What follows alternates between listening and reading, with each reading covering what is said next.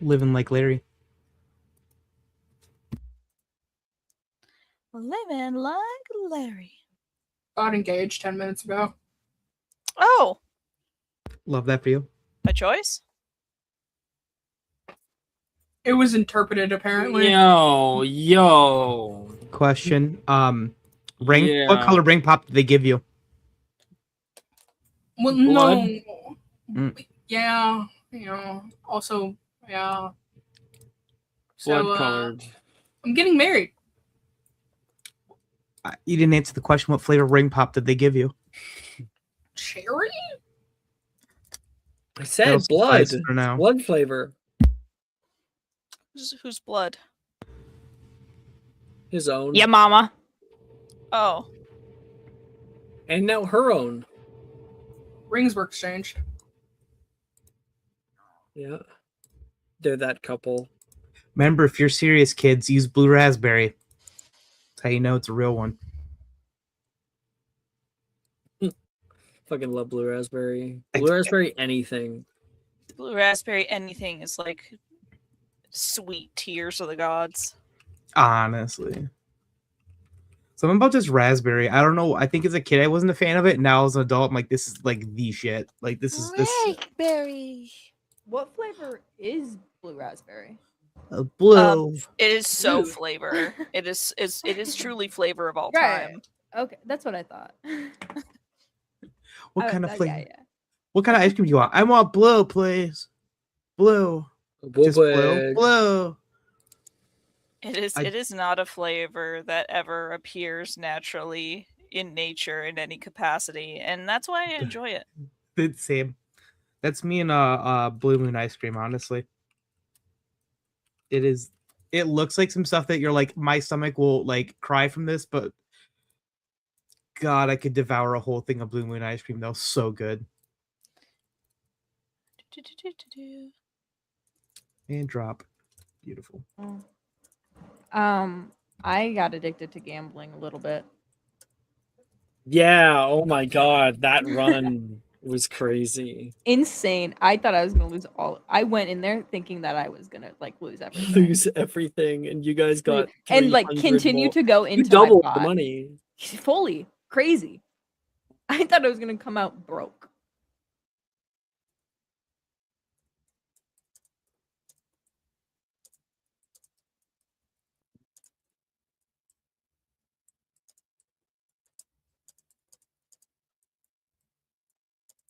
Who has stuff left to do from Halloween? Do I have to roll for pregnancy? For you getting pregnant? Yes. Yeah. For Embreg? Okay, got it. Right, for Mpreg. But I think Maya's the only one. If it helps you, I did write an idea in my head, and Oh, perfect. That does help me. Of course it does. For pregnancy, do I roll a net? Like, do I roll a d20 or what you thinking? No. D9. Got it. Roll a For how d20 many- for fertility first, though. Oh, that's actually a really great point. Mm-hmm. Got it. Right.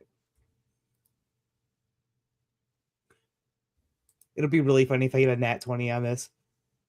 Oh, You got a know, fort- more fertile, more above average fertile. fertility. Go ahead, roll a d9.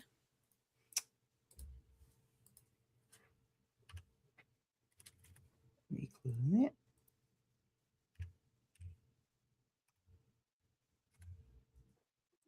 Let me roll. I don't think you'll let me roll the right one. Well, Well, put in one. Yeah, you're pregnant. I don't know why I rolled the That's- 2d20 for whatever reason. That was weird, Okay. but that's super pregnant. I Maya, am Maya and I now. have You have coordinated. Twins. It's like the fucking SpongeBob.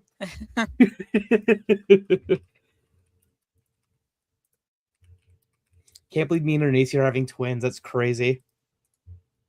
You're having twins. She doesn't know if she's the father. Oops. One Ellie- black, She one knows white, she's the like father. pair of kings. You're a slut. Am I? Could be Now, anybody's. who knows who else on that Quidditch team impregnated you? Yeah. That's crazy. Seeing as damn. Okay, damn.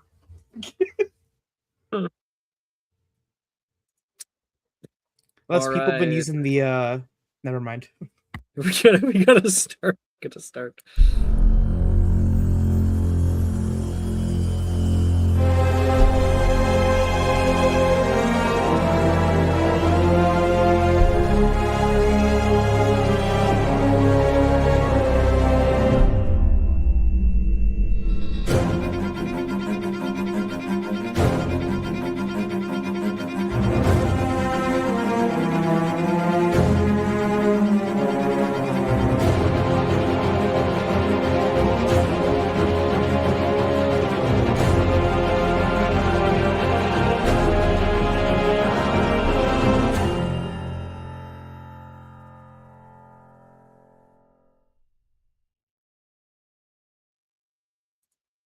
Reagan, you want to know something?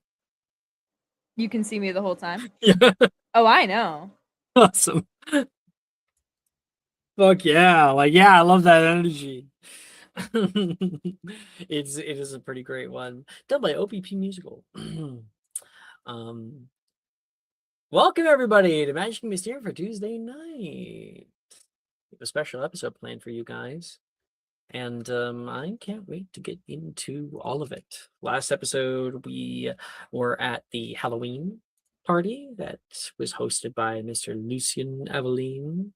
And I got to experience what it's like to go to a crazy party and be college students for a while. Crazy party. Crazy. Oh shit! I didn't realize it was unmuted. Love you. All right, there's only 4 of us. I Everyone love point you. and I laugh. love you. Sorry. I'm sorry. But this episode may see a little more about our characters that we don't normally get to. I will do my absolute best. Because I see some people have planned out some pretty cool things. I'm going to try to really embody. Without further ado.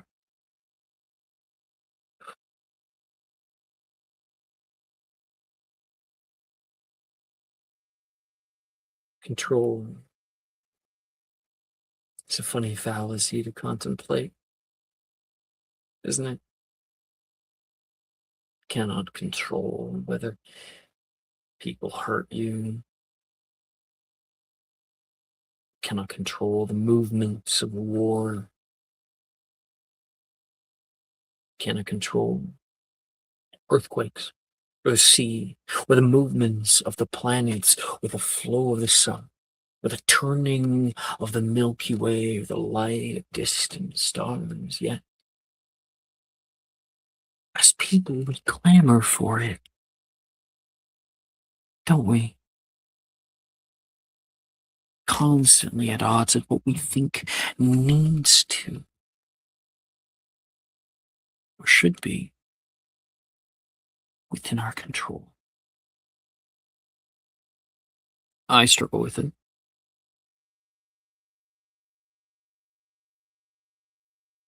Struggle with it a lot. It's like there's this mark across my life that I alone must seal and mend.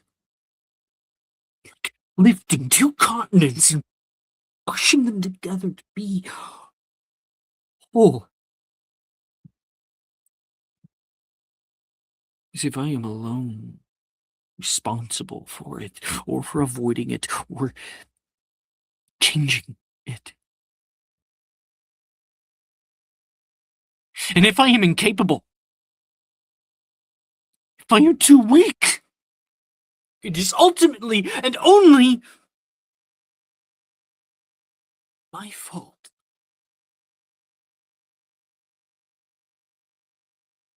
Not a result of how insignificant and fragile things we really are. When I look into that void of control, I see only the compounding and echoing reflections of my own fears. Holly calling back to me.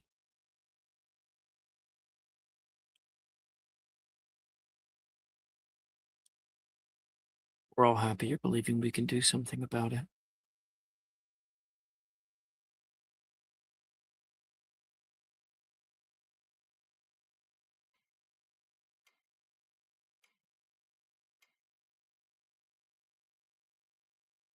Sure. Penelope? Penelope? Penelope? Yes. Sorry. I forgot myself there. I was asking you a question. Yes. Did you Right. hear me? No, I didn't. I'm sorry. Could you You start over? see Professor Bruce sitting across from you, her legs crossed calmly, and she has leaned forward, looking out toward you inquisitively. She has a clipboard resting on her thigh, and you can hear the silent ticking of a metronome. It's quite all right. After difficult circumstances, it's perfectly normal to experience some level of dissociation. I was surprised when you took me up on my offer, but I'm happy you did. I want to know how you've been, how you've been handling the new stresses. All of you deserve a lot more care than you got after everything that happened to you. After everything. Sorry. You say, Oh, she says just kind of to herself. After everything.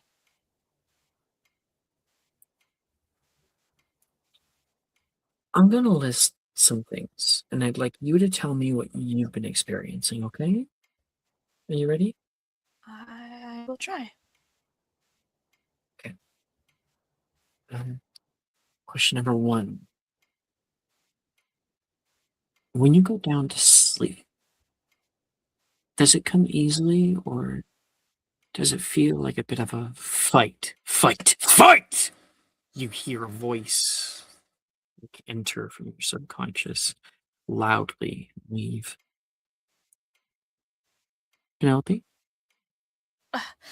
Um, I take very good care at regulating my sleep schedule. I don't have much of an issue. Oh, it's good.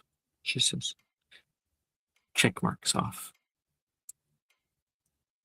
Have you been experiencing any physical tenseness lately?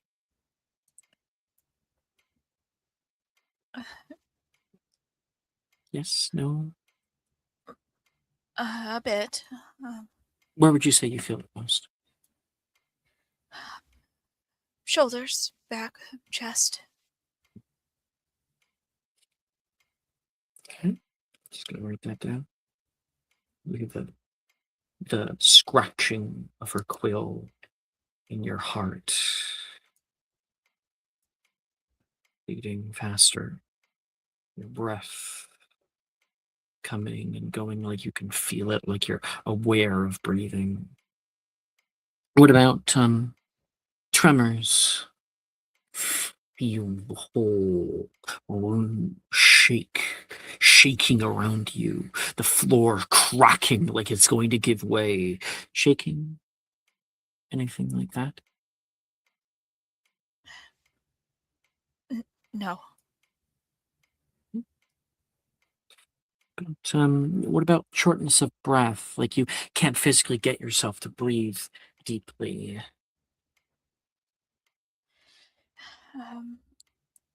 Increasingly so lately. Mhm. Perhaps a loss of awareness or feeling like you're not really here now. All the time. All the time. Oh, So- right. Sometimes I wonder if what's happening is even really what's happening. Hear a little scratch of her quill. What is she writing? Is it pad? All right. I think that'll be enough. She flicks her wand at the metronome, and it stops. When something like this happens, Penelope, our bodies store up this kind of stress in all sorts of ways. Many we may not even be aware of. Our brains are conditioned to believe that a threat could be anywhere at any time. And it works to keep our bodies in a sympathetic state. I want you to close your eyes. We're going to do some breathing exercises, just like we practiced. You ready? I suppose so. Okay. Breathe in. 1, 2, 3, 4. Breathe. Breathe. Breath is an important part of battle. To keep oneself calm. In the most dire situations can be the difference between life and death. Vivere! Vivere! People call back out. To you? Vivere. It's Penelope. Can't quite hear you there. Apologies, Professor. Vivere. Better. Breath is the life force of the body. It brings in energy from outside, and the breath out expels it. When you bring up your wand, when you are ready to aim, you breathe in and hold the tenseness taut like a rope. And when the time comes, so, and there is a red spark that shoots through the air and like hits a wall and disintegrates part of it. Professor Eindrich finishes his lesson to all of the students that are all standing around in the open room. The desks have been pushed to the far walls. Each of you is showing me what you've been able to learn today. And show me your breathing techniques. Each of you will be partnered up for this, one against the other. I expect that you will win. Obviously, half of you will not. Does she expect Revica to? Does he expect Revica to win too? Lorenzo says in the background, we can just ask her to lose. Someone says, Cornelia says back toward her, will you two shut up? They both stop. Bernard is perfectly coiffed, brown hair, welcoming eyes. Sorry, Professor. Please keep going. You notice Heinrich actually did stop. Lets it pass and continues his lesson. All of you will not be partnered up with who you wish, but instead I have assigned you to who I think you are most suitable for fighting. He's up at the front. He flicks his wand and a piece of chalk writes at the front.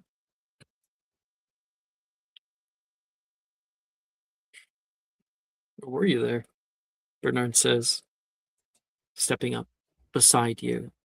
You feel his warmth, his hand on your cheek.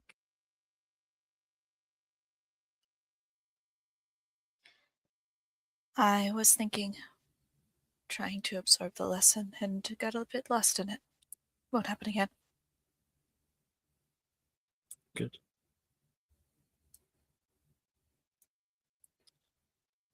And up at the front, he walks over. Victor! Looks like it's you and me, bud. Victor stands there, his hands behind his back. Does not respond. Just gonna be just like old times, he says, flicking the wand up in the air and spinning it and catching it. And he walks over to one side of the room.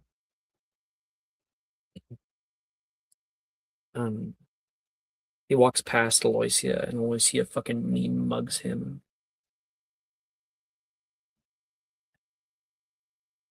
Glares over toward you and then looks down at the ground. You walk up to the chalkboard and see a name. I think it's important that we get some music going here. Oh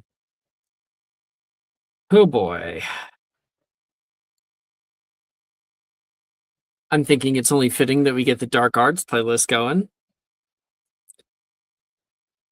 Dark Yeah. Arts. Seeing as you're in Dark Arts class. Mm-hmm.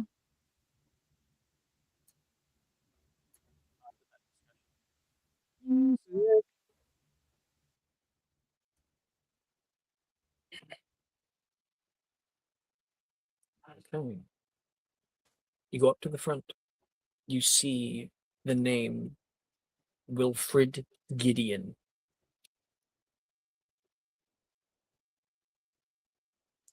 I think she tries and fails to school her expression. It's an immediate flinch. And 7th year. Supposed to fuck around.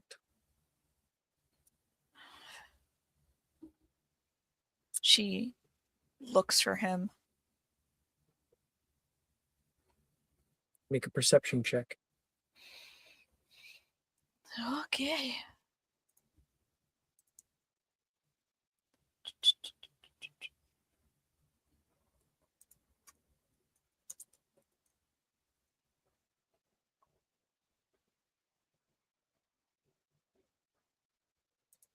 That is a correct number.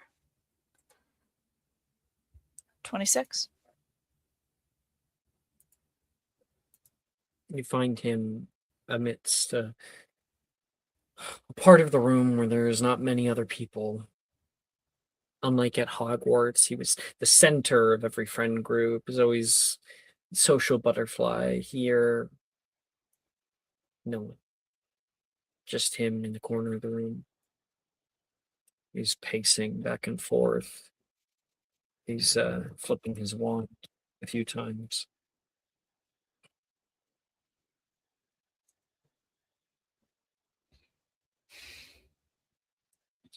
No problem. Heinrich walks into your view, cutting off your view of Wilfred. None at all, Professor. She debates with herself whether or not to ask for a change in assignment. She decides better of it, though. It would be a shame if the newt were to go elsewhere. I only have a limited number of them. Of course. Of course, Professor. You already know one's going to Bernard. It's almost certain. As in most classes. The other ones you have to contend with Vanya. Wilfred's been rocky. It's likely he won't make it, but if you do not make waves, this class is not going to afford you its highest mark.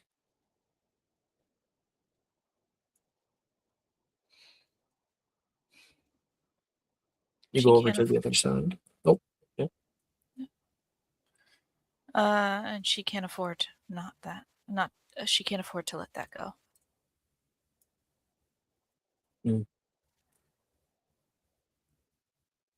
So yes, she does.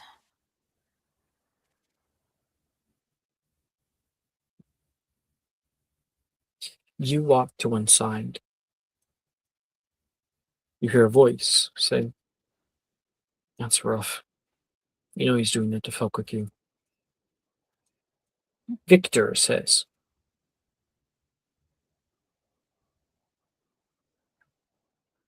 I know.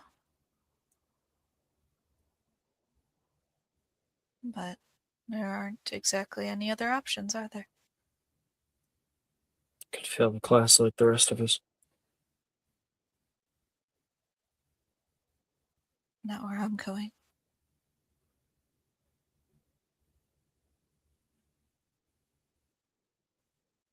I can't afford to.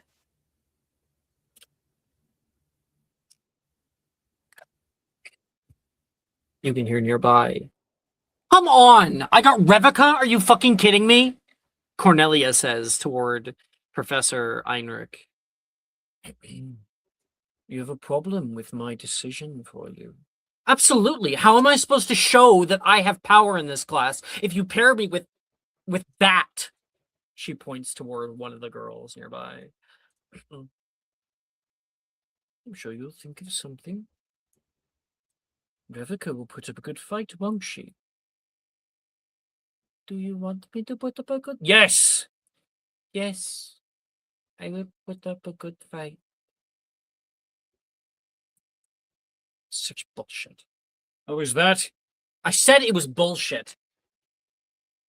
"Detention with me, Miss Aguirre. Fuck you." And he nods. And he steps out into the hallway, and you see her like her breath hitches in her chest. A few people are like, "Oh shit." And walking in through the doorway, he leaves like only a second. A few seconds later, this huge lumbering figure walks in. No, no! It grabs onto her. Its long hand wreathing around her entire body. She goes to pull her wand on it, and he disarms her immediately, catching her wand. "You can come out when you've contemplated your actions."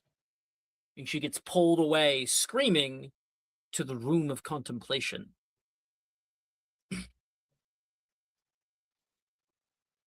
Not all of you will be fighting today, but I want you all to know, if you harm your opponent in any way prior to your combat, you will certainly not be winning any newts. Not this time. "Yes, sir! Yes, sir! Yes, sir!" Yes, sir. Well, you have 1 week to prepare. Class is dismissed.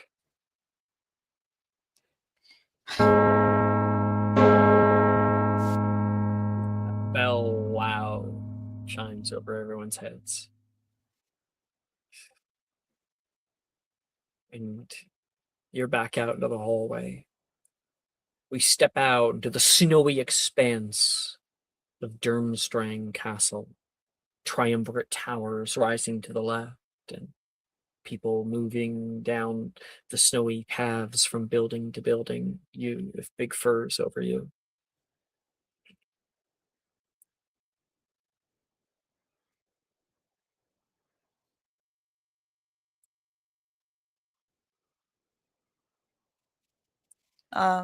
Penelope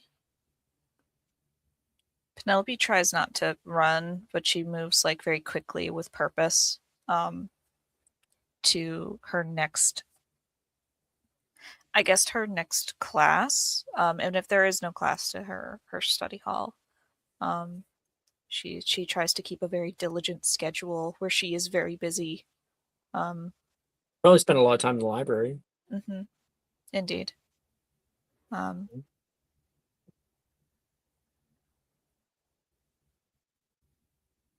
Back straight, head up, eyes forward. Walk with purpose. Wilfred watches you go.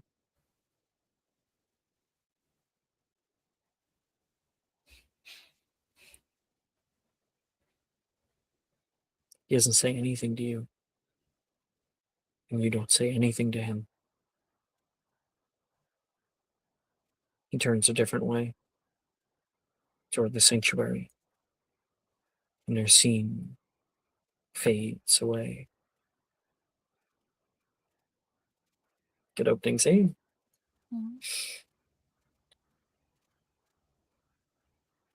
Oh boy. All right, I can turn off my my dark arts for now.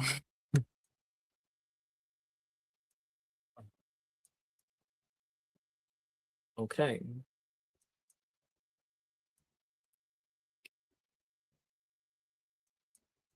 Lila.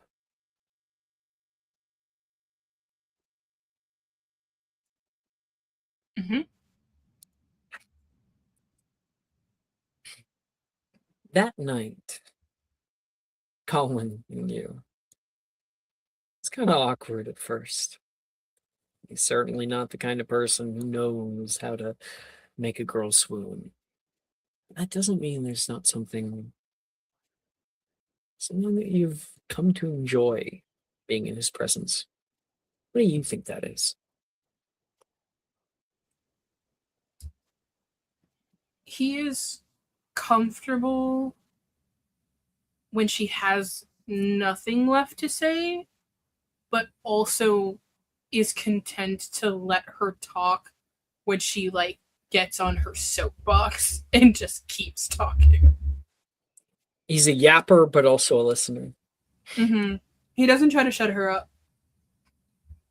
Talk over her.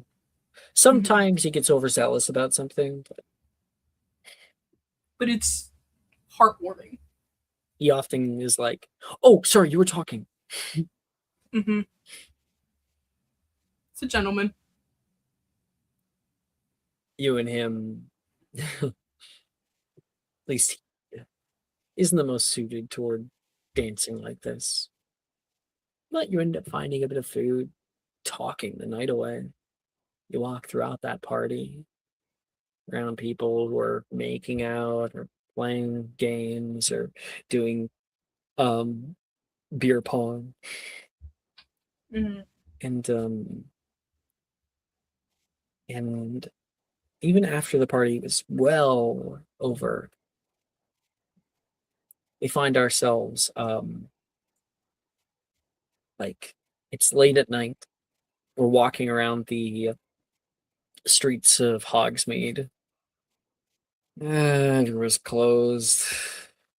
Has been for like an hour. I could open up again for a while. I'm like wired. That's what happens when, good food, good music. Good company. I'm so glad that you added that. But yes. Well, if you need to go to bed, it's like, oh god, it's like 4 a.m. Oh, no. I'm a bit of a night owl, so I'm wide awake. But I understand if you want to go to bed. Me? No, I'm like gonna be up anyway. I'll walk you back to the castle. I mean, we could go back to the castle, or we could wait for one of these shops to open up for breakfast. It's in like 2 hours, 6 a.m. breakfast. You're telling me you can't fill 2 hours of time?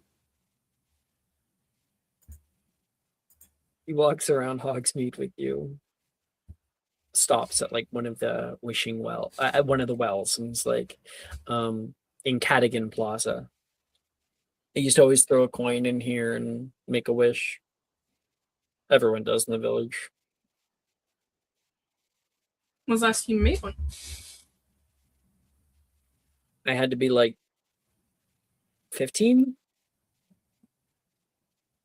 And did your wish come true?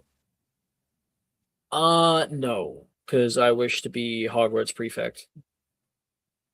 Yeah, no, I Yeah. could, Definitely was not gonna happen. Mhm. Yeah, I can see that. Yeah. But, that was small fish. You got bigger fish to fry now. Minister of Magic for Great Britain and her allies. I'll do you one better, okay? Okay.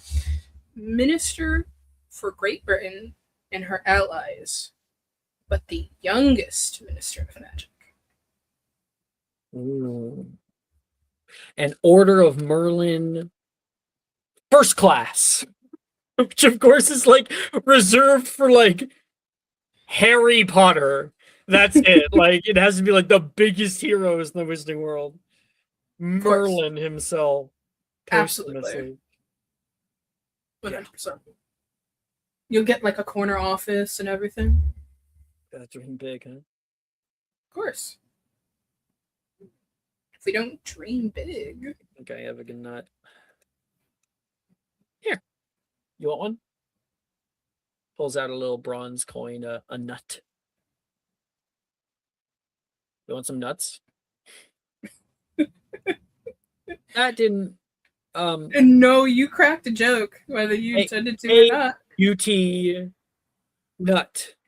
That was funny. That was really funny. Wow, you cracked a nut joke. I'm going to bed now. Never mind. No, you're stuck here. So sorry. You can't leave. You grab onto him. Come back. Besides, I need a witness to my wish.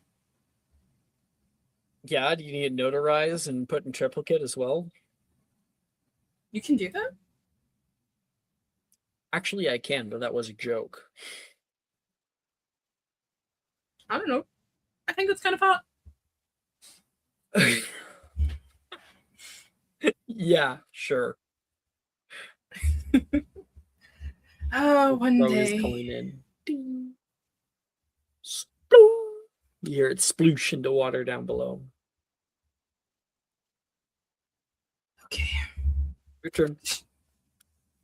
She like closes her eyes and she does like the praying hands, then like what puts the coin between them.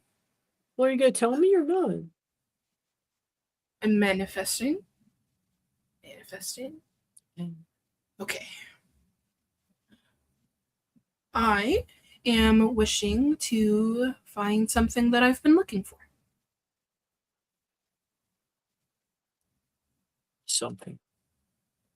I mean, I could tell you the specifics. It's very mysterious. Trying to maintain the mystery. I understand. It's not much of a mystery, but I am. What is mystery? I'm trying to find my dad. Oh wow. Yeah. What's the story there? I mean, my mom left him when I was little.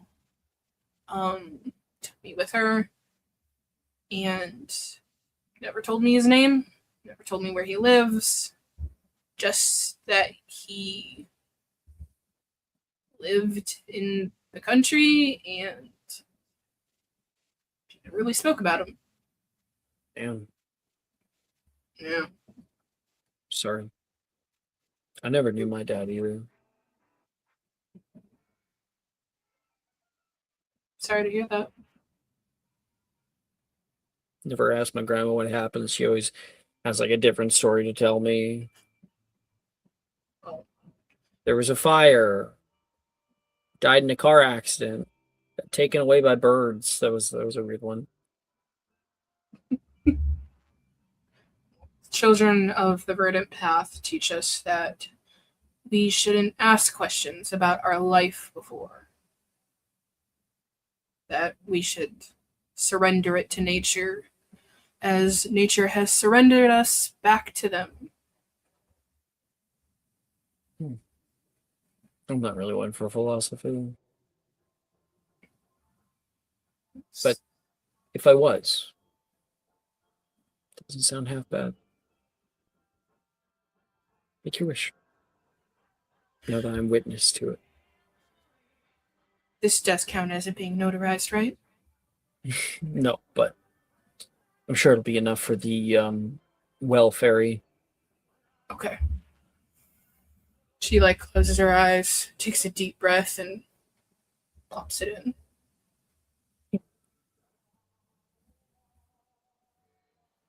You guys walk around for a while. You talk for hours and hours. Tells you he knows a place. He sure does. Up the hill, across the river, just past the blacksmithy, with its big water wheel turning in the river, there is an overlook over the Whisk Waterfalls into the village. And beyond, you can even see the top of Hogwarts, Gryffindor Tower, distance. Pretty good, eh? Just as he says that, the light breaks over morning day. Oh, hey, I think it might be 6. She's almost too stunned to speak at first. Because Lila's always been somebody who's been enamored by the beauty of nature and the natural world. And to her, there's almost nothing more natural than the sunrise. It is Starting a to break guarantee. over the day. It's like so bright in your eyes. Keep going. And she kind of moves forward a bit before she like will reach back and grab his hand and kind of tug him down to sit and watch the rest of the sunrise. And you should make me a Constitution saving throw. Yep. Yep. Yep. Oh my god, my cat is all over my desk. Oh my god.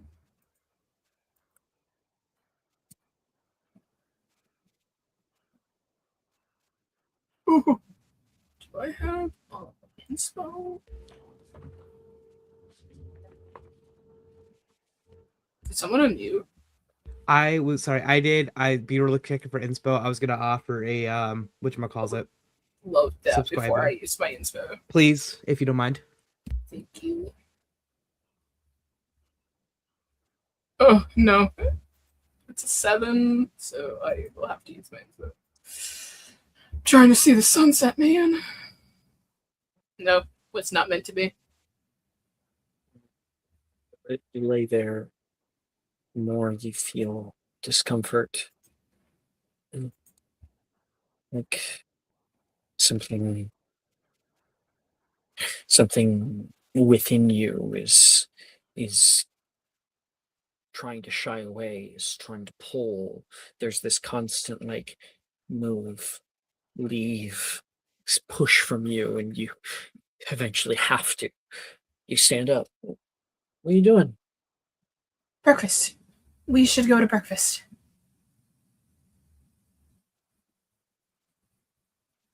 All right. She like starts walking. Come on. Oh, give me a second. He tries getting up. You want to be the first in line? Hey, wait up! He goes running down after you. He stops with you on the road as you're moving. He looks up at the sun. Ever seen anything that pretty? And Believe it or not. you look up at the sun one last time and can barely view it. Just tears in your eyes. Harshly it hits you. Turn your gaze away. And yes, you remember seeing something that pretty. Years ago. Didn't you?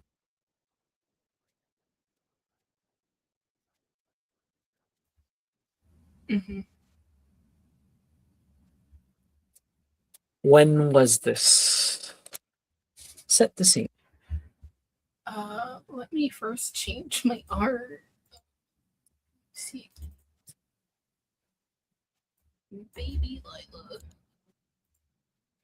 Well, not baby, she's 18.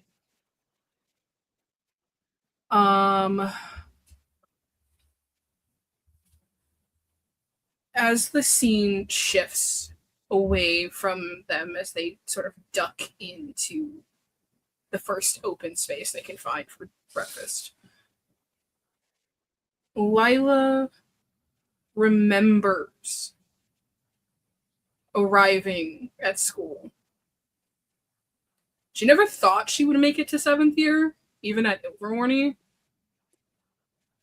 But for some reason that day, the sky was, in her opinion, bluer than she'd ever seen. It was a shade of blue that reminded her of when she first took the train to Hogwarts. And she remembers Levi commenting on how the clouds made different shapes and stuff, and Wilford telling him, no, they don't. And Penelope having to tell him, Wilfred, the clouds do move. He's like, wait, what? But we move away, like the clouds stay there and we move away from it. Mm-hmm. So that, I think, is the beautiful thing that she remembers. As she is. Cal. Oh, sorry, as she is. No, you're good. Good. Okay. Cal. You wake up heading down toward your dormitory common area where you can see somebody, Lila, has pulled a chair all the way up to the window, has the curtains drawn, and is looking through them like this, like holding and like opening a bit and closing. What are you doing? I'm looking at the clouds, obviously. Are you What? hiding from them too? No, the sun makes me itchy. Weird. It's not weird. Okay, you could come over here and look too, you know. Yeah, but I don't have to like peek.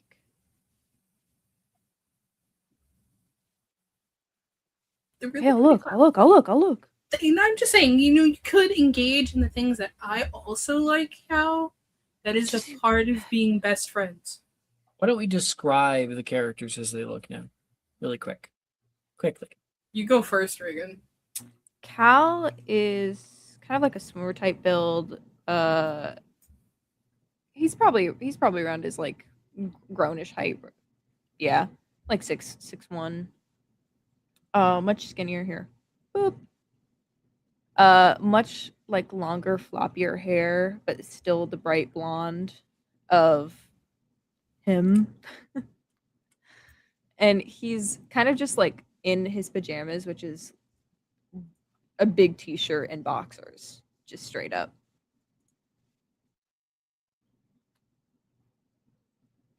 And I think on the other hand of that, Lila basically looks like his twin.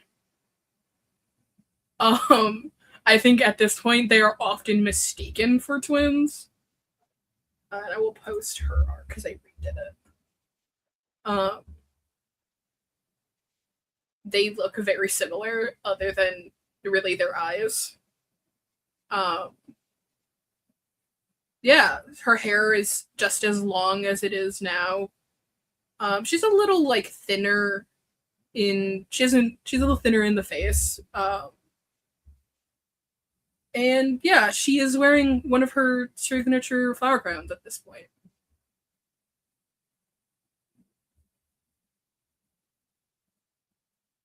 You can hear the intercom blare out. Reminder, starting tomorrow, Non-traditional students will now be housed separately from their respective houses, providing them with more personalized and community-based environment for fraternization, support, and development. And then you can hear the intercom go. Tomorrow, Sinclair, you have to pack up your shit and leave this common room that you've been in here for 6 years in. This, like, actually sucks so bad. Like, all of my things are unpacked, and I have to repack them. Well, I mean, I've already finished my packing, so I can help you pack yours. Yeah, that'd be great, actually. You know what? You hear from up the stairs. Honestly, I'm happy about it. That way we don't have to be around the rest of them. Juniper says. Rest of them, like everybody else. Come on. You know what I'm talking about. Okay. Yeah. Actually, God, It'll be me, you, Cal, Darcy. Darcy will be there. Yeah. You know, maybe we'll all, you know, be able to have like our and Lila's words kind of fall off. She's trying to make light of the situation at least a little bit. We'll all be together. So, you know, we'll have that. Juniper's going to come over and give you a hug and also put an arm around Cal and kind of put you guys together. Her red hair getting in coils in your face. I wonder where they're going to put us. probably in the dungeons. I don't think it'll be the dungeons, Cal. I don't know. These wizard schools love dungeons. I don't even think the school has a dungeon. I don't have a dungeon. I think it'd be like a basement here, and I don't think they're gonna put us in the basement. I'll have you retcon. They totally have a dungeon. I think she's trying to be optimistic. I don't have a dungeon. Right? Lila, we have It's potions class in the dungeon. It started out as a school. Or like a little hut. It doesn't have a dungeon. I don't think it would have a I think basement. it'd be a It would have basement or a dungeon. cellar. Defodio. They Defodio to dungeon in. Why wouldn't you? They don't have a dungeon. It's magic. It's not at all. It's not like a castle, like a traditional castle. It's an unfinished basement. It's Unfinished they would have a basement. different wing, but the actual in my version of events, they have They like don't an have caves. area. They have a cave system underground where they keep the horned serpent, An unfinished basement. but they don't have like lessons down there. There's nothing down there. The children yearn for the mines, Jess. I don't yearn for the mines. They keep them in the old shitty tower. Good. Good. The C-rate dorms. There's no Eric fight. says, Oh shit. You are upstairs. You look down, seeing Cal, Lila, and Juniper embracing. You are my friend are staying here, along with Nolan and Ernesia, Dahlia, Anton, Minji, Veronica. Not Dahlia and not I Minji. thought maybe it might not have been Dahlia. No, Minji's not. She's just half-blood, right? Well, actually, I thought Minji's half-blood. no. Hold on. Veronica was no match. Give me a second. I think. Is she? Give me 2 seconds. It's been a while since I've checked their blood statuses. I think I looked recently when I was doing this, and I'm almost certain that most of the people in this cast are no match. No match for Dahlia. Yeah, I thought that might be the case. No match for Minji and no match for Veronica. The only No person that is pure way. blood is Anton And Nolan. and Nolan. And Ernesia's half. And Ernestie's half blood, yes. So it's really taking away a lot of people, Eritus. But you stand there watching kind of guiltily. Will you say there's like a what do you want to write? Like a railing that he's probably like standing at? Would you see if he's like looking down? Or would you say, okay. Yeah. His hands, the way they're gripping it, he's been, at least some of the others that have probably seen him, as this has kind of gone on recently, he's been a lot more tense as of lately. Currently, his hands are white knuckling this railing. These changes that have gone on, especially with the outing of Celestina, who's been played a very important part in his life, has also very much upset him at this point, as well as the fact that it seems like it's happening all over again.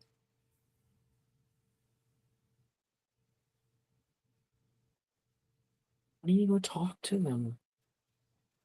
You're here nearby as Ernesia sits down. I almost changed my mind that you're not like leaning on it, but you're actually sitting and like leaning on Right. the railing and looking down. So she That comes works. like sits down next to you. You go talk to them. What good will that do? I'm part of the problem.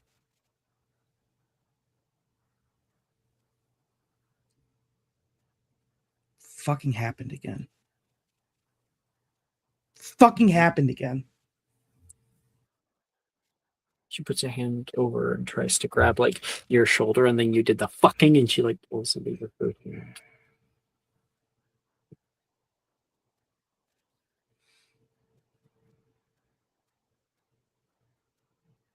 I don't get it. I don't. Hundreds of fucking years they've had to go over the stupid fucking blood shit, and it's still doing it. Hundreds of years. Think we'd escape it out here in the US. You'd have thought. I'd have thought too. They played me for a fool. What are we supposed to do? The whole school is against us. Hell, we're not even going to play on the same Quidditch teams anymore.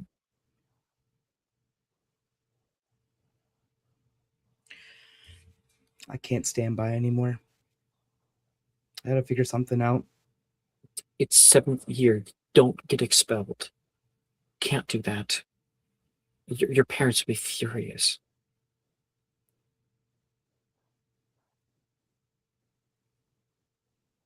The ones that stayed, perhaps. I know I'd be sad not to see you there next to me on the graduation line.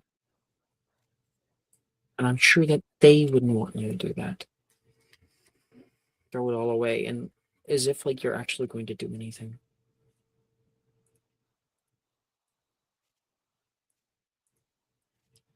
I already promised myself wouldn't let anything like this happen again. Not after with Levi.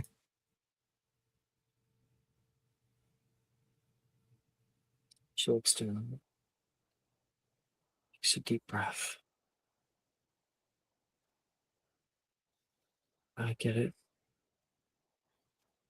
It can't be on your terms. It has to be on theirs. And you're not going to be able to get that if you sit here and watch them from afar. I'll go with you if you want. They need to know that you have their back. Whatever they want to do.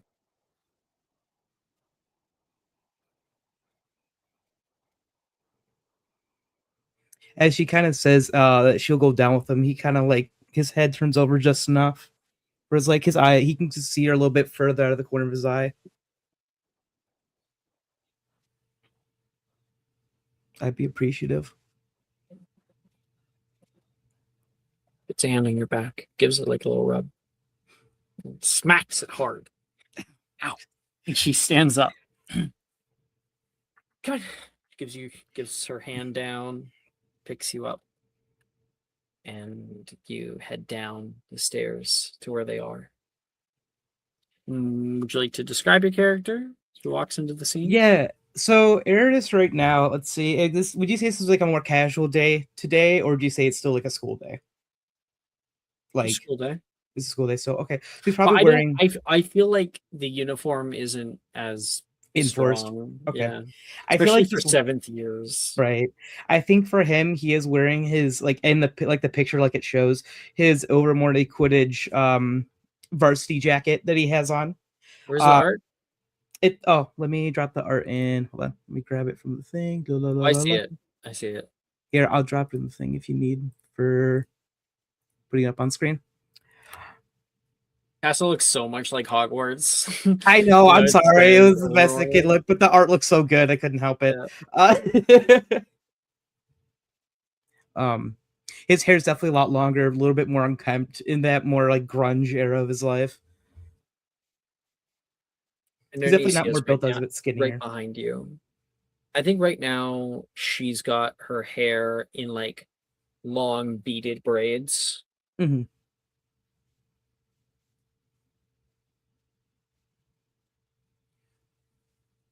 Go Hey on. guys.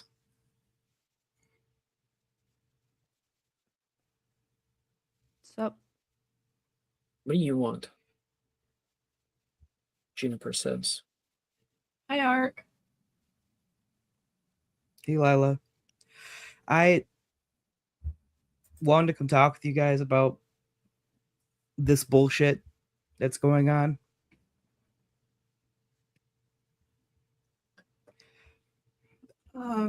Well, I mean, maybe we should all sit and we can talk and stuff. I think I'm good. Juniper says. Grabs her bag. I have to go soon anyway. Let me know if you need help packing. Juniper, don't.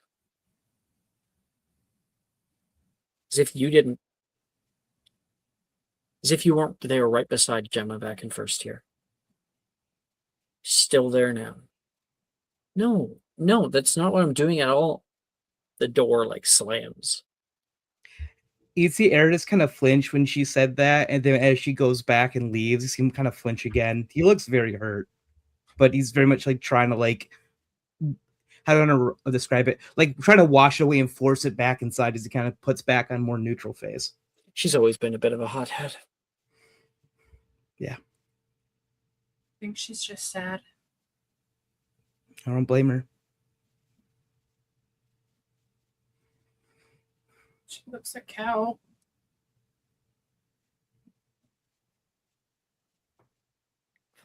I should get dressed.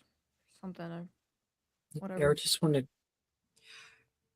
to say something to you guys. We both did.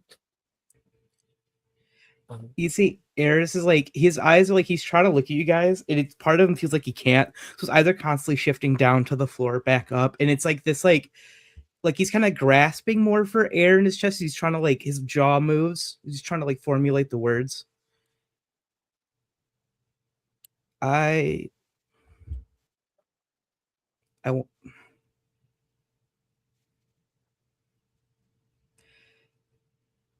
want to do something about this, but I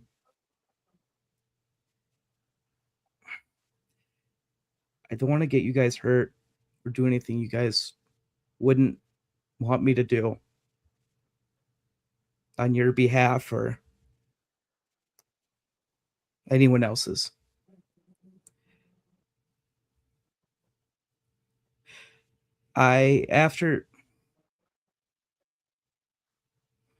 After our first year,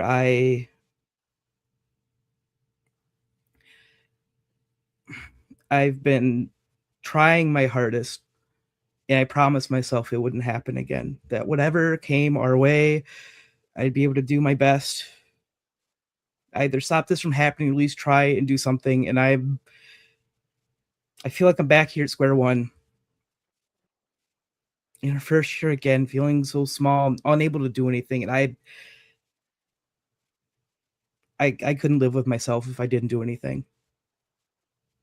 But it's not about me. It's about you guys, and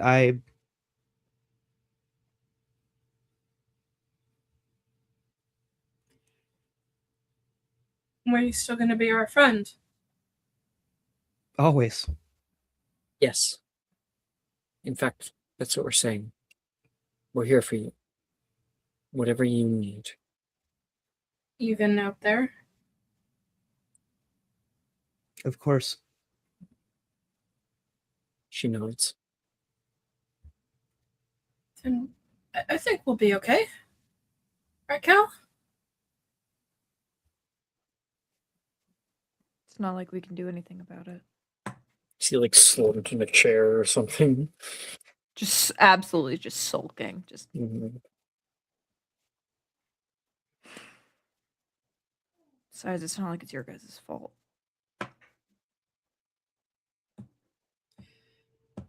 You think these wizards would be learning after hundreds and hundreds of years of this bullshit, and now on 2 continents. Like, seriously? You guys can conjure fucking anything, conjure water, do it, all this other bullshit. They were fighting over this? Really? Cal, I'm so sorry. I can only imagine what you're thinking of right now watching all these wizards do this stupid shit. Especially from perspective with how weird all this is. No offense. None taken. Yeah, I mean, you guys are weird. It's like I've known that since day one. I just don't know you guys like sucked. Oh well, you go about anywhere, you'll find that in ECSS. So I am seeing. And then coming down the stairs, Lee has all their stuff. Looks like they're like dragging it. It hits every stair. Boom. Lee makes an entrance now. They kind of like enter in as it hasn't fallen all the way down the stairs, but they're at the bottom of the stairs and they're like, is it right if I say good morning?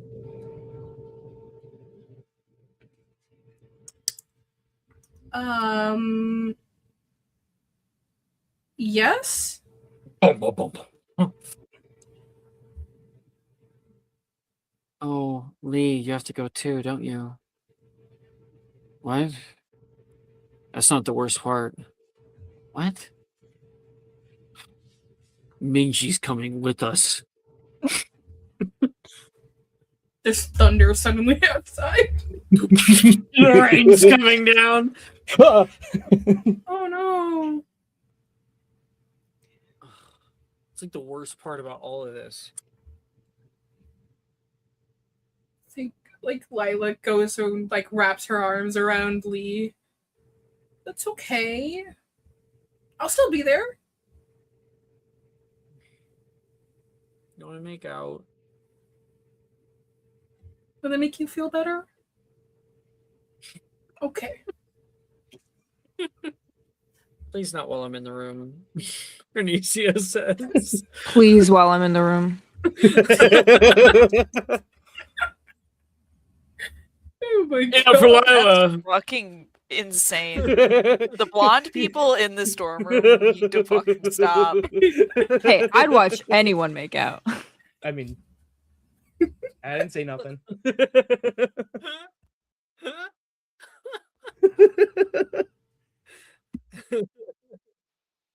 Later. Well, we should probably all start getting our stuff over, right? Do all my shit. I gotta help Cal finish packing.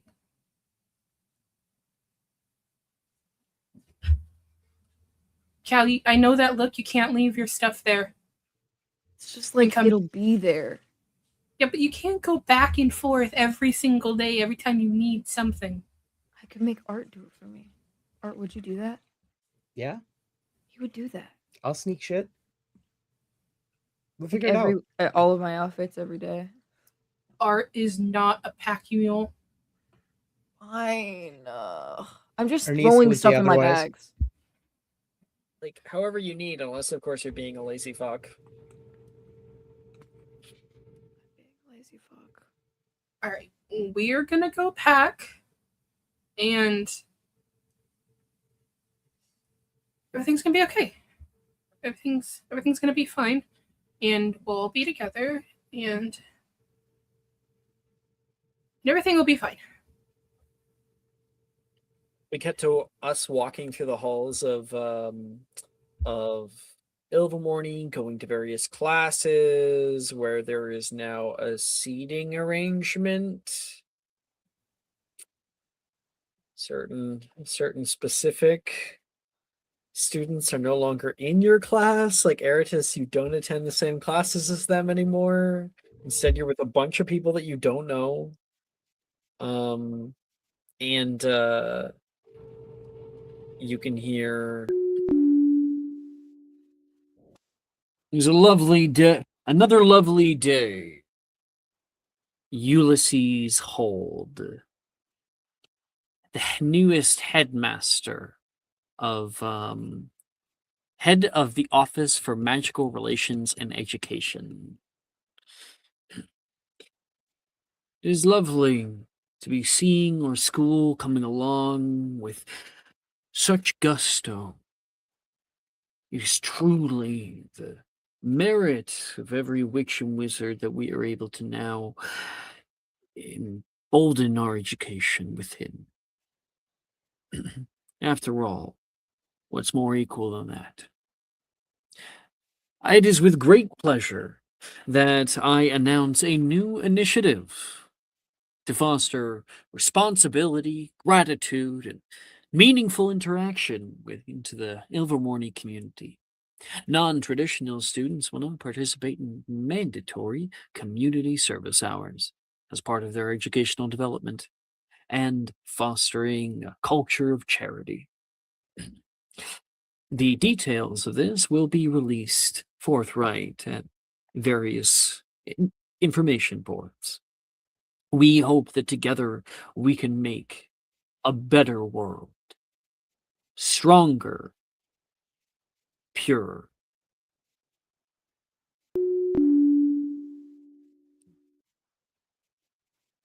I just thought of something even better to say. He says, stronger. Oh, no, he says, yeah. Separate, but important. Yeah. Out of character, you got the vibes so good. Lila, I think, is probably walking with Cal at this point. Cal stops dead in his tracks. No. What do they mean mandatory community service? Like trash cleanup? We What the? cut to you guys outside suddenly as there's a group of students around a information board. They're all like gathering around and people do not look happy. You would see Darcy up there. You gotta be fucking kidding me. What does it say? They're cutting into our weekend. What? What? Darcy, like Jiminy, and we'll duplicate the sheet. Push through the crowd. Here, look. And yeah, it's like there is 5 hours required every Saturday and Sunday. There's multiple different like areas of work, like in the kitchens or cleaning or facility management, it says, for housekeeping and for those students with such stuff like plumbing, reconstruction. Oh. Cleaning out the stables.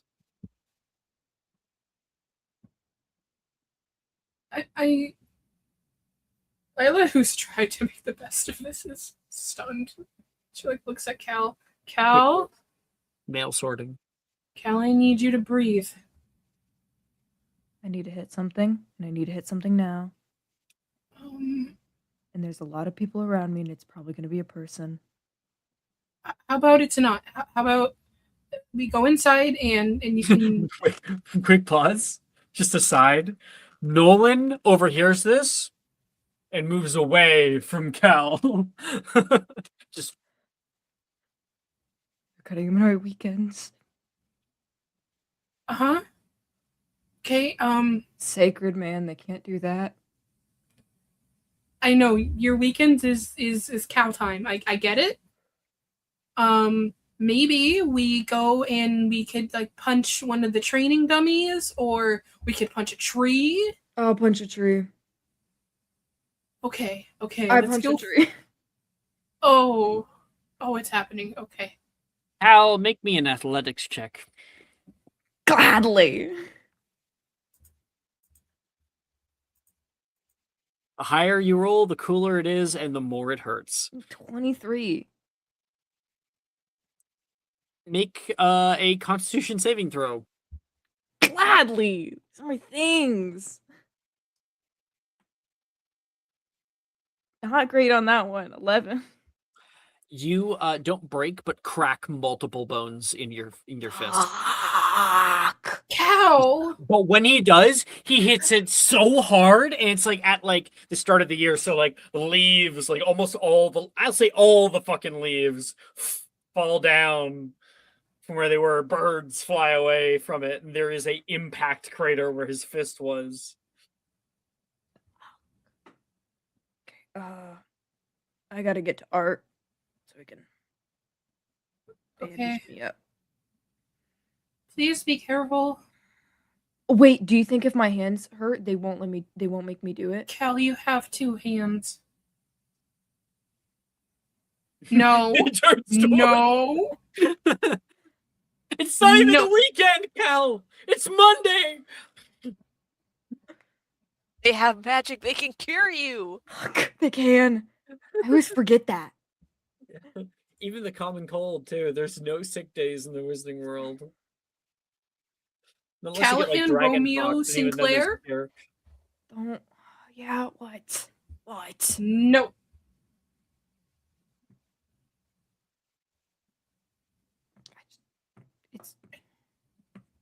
It sucks.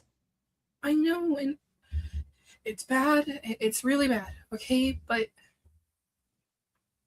you're like one of the only people that's like here with me in this, and I don't like seeing you upset or hurt.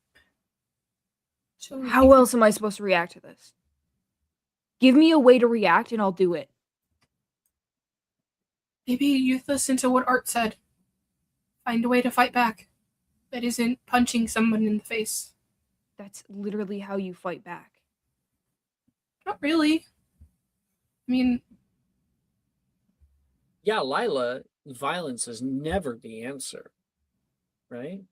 violence isn't the answer, and well, Professor Witt was actually talking about how a lot of times when there are things we disagree with in history, it wasn't always a fight. Sometimes people protest, or they do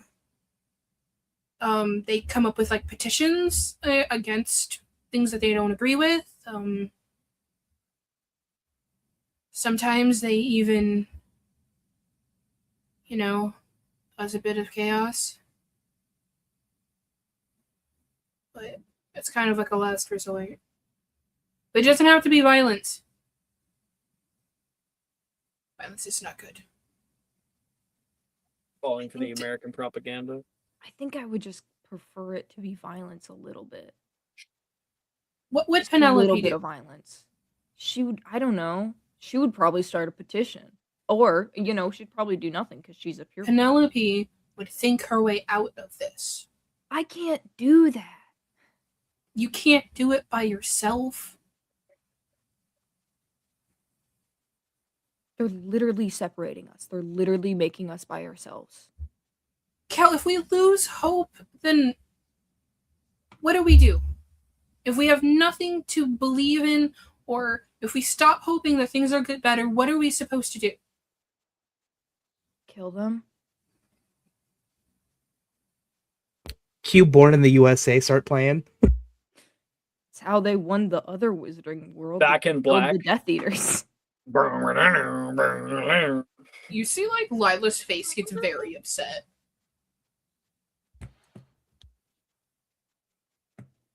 I don't want any more people to die. Even the people making us do this? You're suddenly really quiet. Can you speak more into the microphone?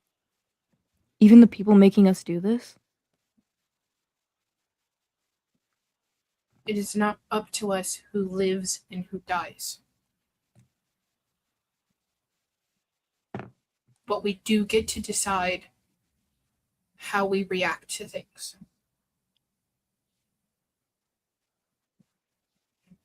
And Penelope would come up with a plan, so that's what I'm going to do. So, Okay. Plan. What's his Do it. plan? Veronica says, having overheard you, stepping up. I don't have a plan yet, but I'm thinking of one. I'll fix your face. Fix you. He punched a tree. I punched a tree. Oh my god. Well, at least when we need brute strength, we'll have him. After my hand gets healed. Let me look at it. Making a menacing check. Oh! 22. Oh. You're good. You're just dislocated. He pulls the finger back into place. You actually didn't have any fractures. Ah, Hurt like a bitch. And we'll cut away. God. Eritus, Yes. you are out like at the pitch practicing for the upcoming Mhm. game. Make a check regarding what position you play. What He's a position is that? keeper. So you've got like a magical arm that's like "Hua! Hua!" and throwing quaffles up toward you. Mhm. Make me a acrobatics check. Oh shit, it's acrobatics. She's done something with athletics. It's fine. Yeah, I'll allow athletics. Fuck it. Oh, okay. Shit, I actually rolled. Okay. I'll roll athletics then. Hold on. Sorry. Do the power of Cal. The power of Cal. Damn it. Fucking 8. Exact same. His roll. mind's preoccupied probably right now. Obviously, with all this Yeah. going on, it makes sense. You block one, you block another one, and then you get hit hard. Thud, thud, thud. You get slammed off of your broom. You yell to turn it off, and one more quaffle comes raining down toward you. Bang! It hits nearby. Well, I know who to bet for in the next one. You see Ulysses Hold step out onto the pitch along with a few other administrative people. I surely hope that you'll be doing better come game day. After all, we are all going to be here for you. I'll see to it. Getting the nerves out of the way. You get to take a minute. Can I have a powwow? Sure. God, I hated saying that. I did too. And God damn. If you want to And give him a southern accent, you can. I modeled him off of. I gave. want to powwow? Never mind. Don't do it. Can't take you seriously. Yeah, his southern accent's just a Northern American accent. That's all Knee it is. howdy Yeah. from Texas. Konnichiwa. Konnichiwa. Konnichiwa. What would it is like to foster responsibility, gratitude, and meaningful interaction in the Ilvermorny community. It's too much. No, it's too much. Too hokey. Can't do it. No, we'll do it. Anyway. Come with me. He puts a hand down to help you up. Get this cleaned up, he says, and we'll walk with you alongside one other person. Looks to be like a bodyguard. Well, normally you're a lot better than that. Tell me, what's bothering you? Like I said, just nerves for the games, sir. Of course. I've been there. I played keeper in my ear. Remember when I told you that? I do. Ah, man. We came this close. But what stopped me from truly succeeding was hesitation. I've got a vision here for this school. I'm not hesitating. I need you to be a part of that. Puts a hand on your shoulder. Let me tell you more. We find him in his high tower office. You sitting there alone with him. And he's faced away from you. What? Am I getting an SS uniform? I'm a little...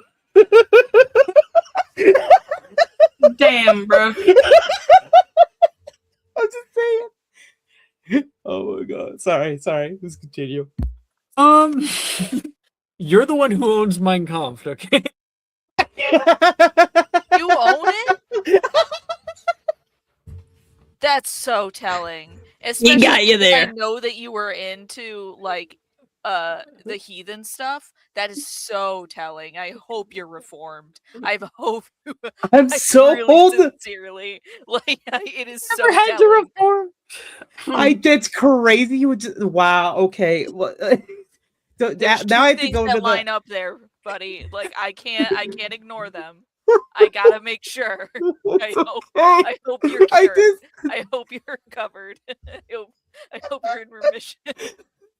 Holy shit. I'll love you enough. It's Holy fine. shit. Thanks, Alex. Oh my god. Everyone thinks I'm not Oh, It's come fine. on. We all know each other. No, Still don't no, it's fine. Yeah, It's no, fine. it's fine. Oh my god. No, No, you're you're fucking. good. No, I you're was just good. making a joke. You know, you're totally good. It was just like it caught me off guard. I was like, damn, you really got me there.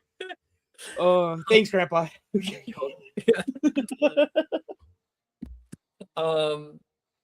It's a really funny story. You should ask him about it.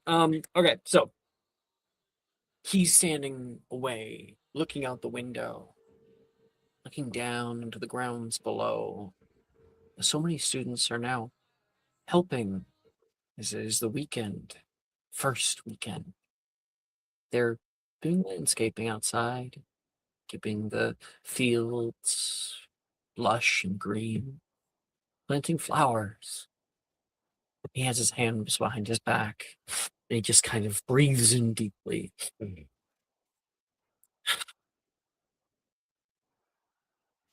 As things should be. Turns toward you with a smile.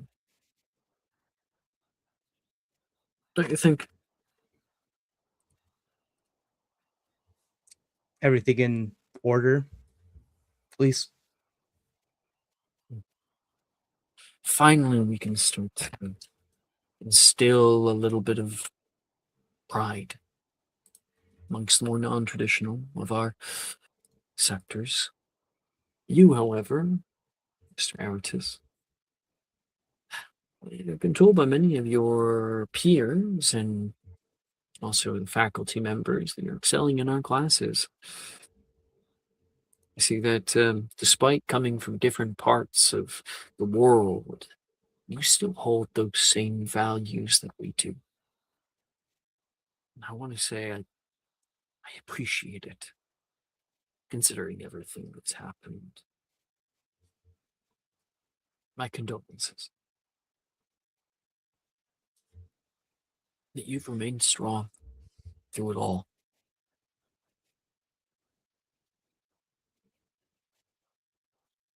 May I ask you a question? Go ahead, sir. Where do you find, he says, putting a hand on his desk and then sitting down, where do you find this strength? I found out from your file that you were a late evacuee, the Battle of Hogwarts. To be there, in the presence of such wizards.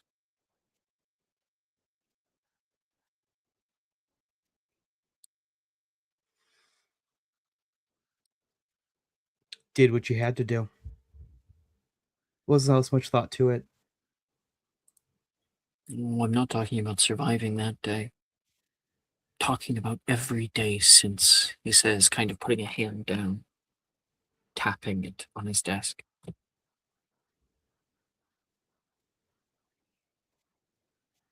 Where do you find that kind of strength?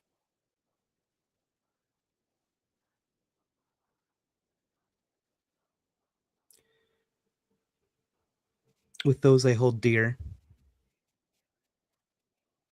that live and cease to,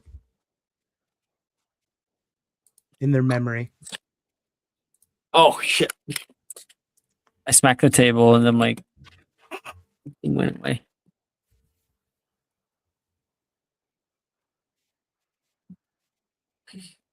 Back. He's great answer. He stands up.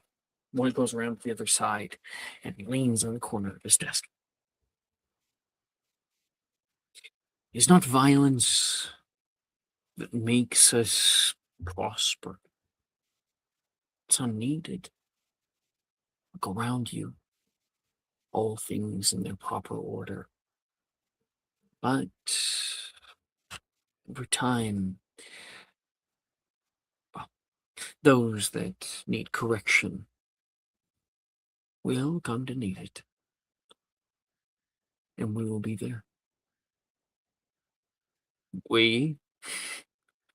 You're we.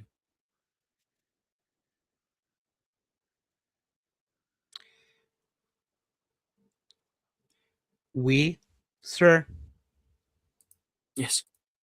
We. We the people. He says. The responsible ones, at least. A new student council, established and led by students with a familiarity with our community and the same values that we hold. It's only important that we band together, no matter where you're from. We can provide a community, the experience to the rest of them that are necessary to guide the wider student body. I believe that's you. I believe wholeheartedly.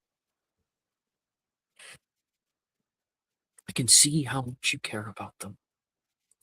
All of them. It's what makes a leader. You understand? Yes, sir. I do. So glad. I'm going to need a council president for this. Someone to lead them on the right path. Tell me, if I offer you the position, would you take it? It's a lot of responsibility.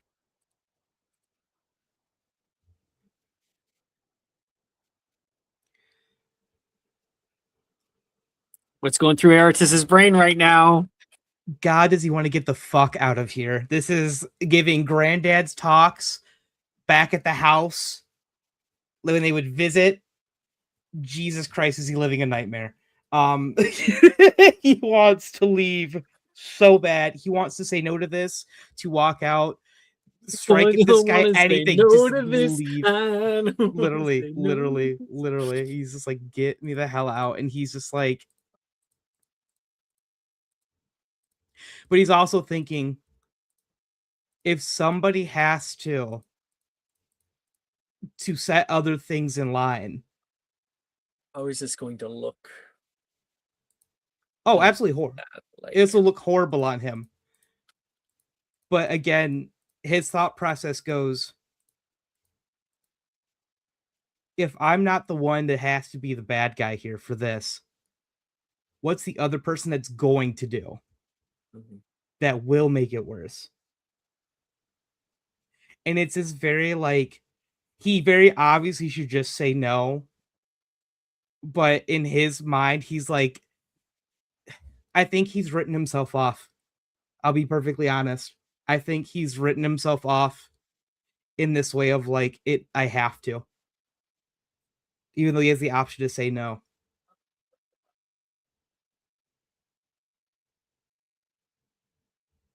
well,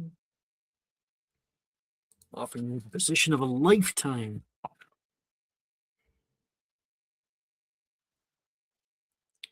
What would I have to do? So the yes then. Yes. Welcome aboard. Figure all that on the way. He takes you by the hand strongly. In fact, actually, I think he's going to shake your hand in a very specific way. Oh, I guess Probably a way that you once experienced back at the Black family. Yep. It's like immediate hell. Goosebumps. Immediate, like specifically down his spine. It's the exact same. Like in this moment, you are guaranteed that it's not just an off-brand. It's the same people. Yeah, he's like, yeah.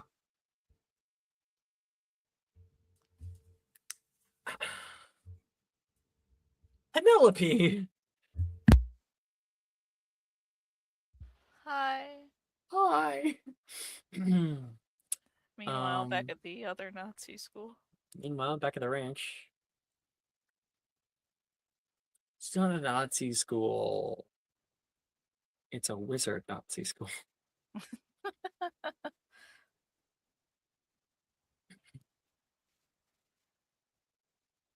Penelope. Yes. She has a week to prepare. It's been a few days. Where does our scene return upon this? She chosen a course of action. Yeah. Penelope likes to think that she knows her brother enough. This is going to be a fight. He will take it seriously. If he does take it seriously, she's at a disadvantage. So she's currently like studying like battle techniques, whether or not she can, like as a last resort, transfigure her wand into a sword. She's not much good at sword fighting, but if she needs to, if she's out of ideas, she will do it. And like she is poring over, I think she's in her room actually, like poring over like different like runic codes and arithmancies for different spells, coming up with plans, contingency plans, and ultimately coming down to the conclusion of, oh my god, I'm willfully out of my depth with fighting.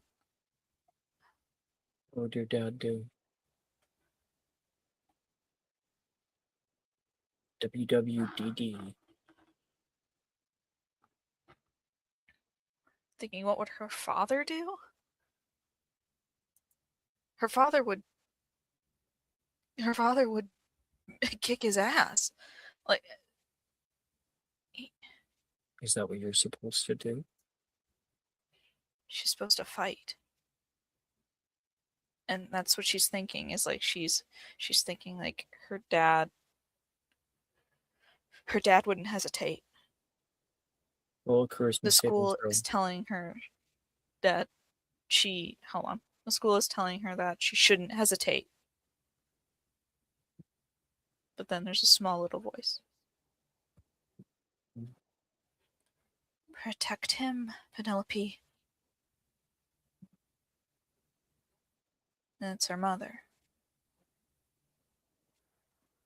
One of the last things you're not even sure if she really did say to you. Mm-hmm. You're so sleepy at the time.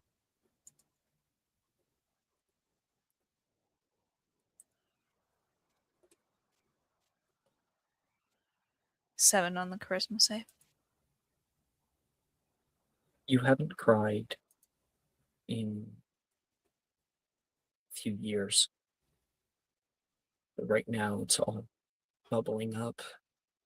You go down, breath catches in your chest, the heartbeat, thum, thum, thum, thum, thum, thum, thum, thum, thum, thum, thum, thum, thum, thum, like it's pushing down upon you. You like push your head closer, and we just see like the you close your eyes trying to get rid of it, the tears welling up in the lines of your eyes, and then you can hear knock, knock, knock.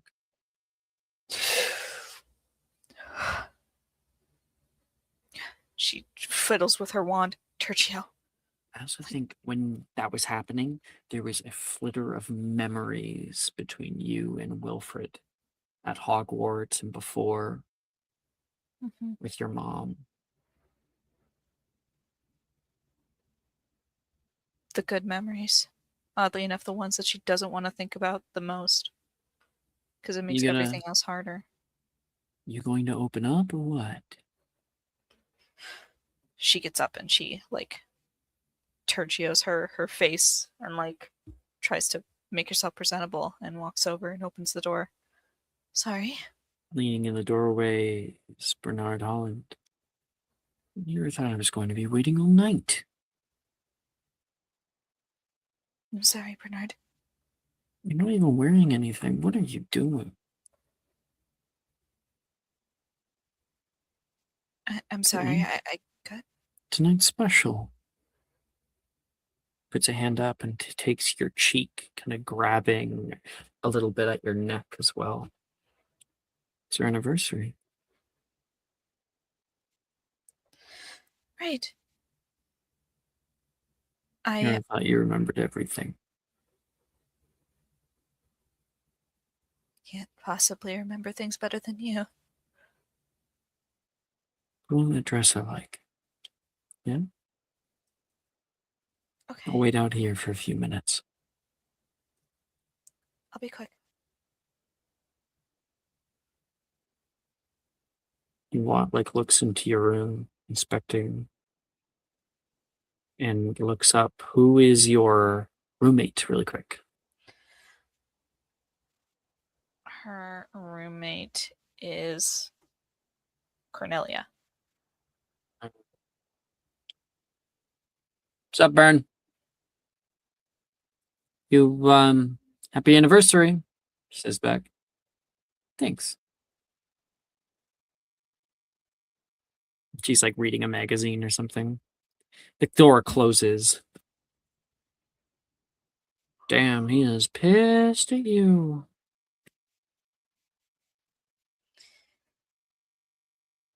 I hardly think I need you to comment on the nature of my relationships. You're so damn overt with it all the time. Kind of throw it down my throat anyway. Turns the page. And you care so much about it that you think that I'm throwing it down your throat. Aren't you? You're like his little pet. Just telling you what to do all the time. Better than the mongrel dog that licks for his scraps.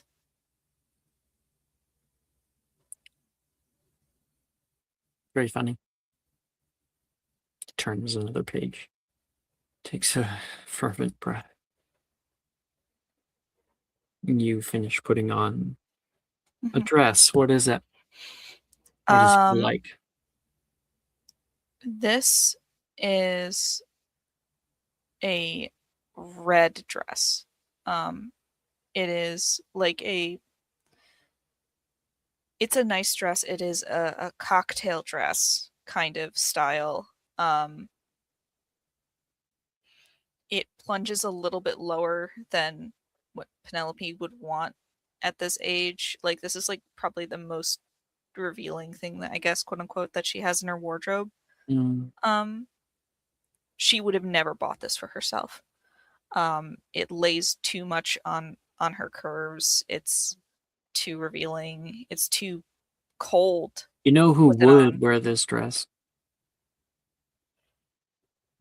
Don't answer that. You finish putting that on, Mhm. and Cornelia, just as you're like about to go out the door, she says, "I hope you have a gift." Loisy always got him a gift.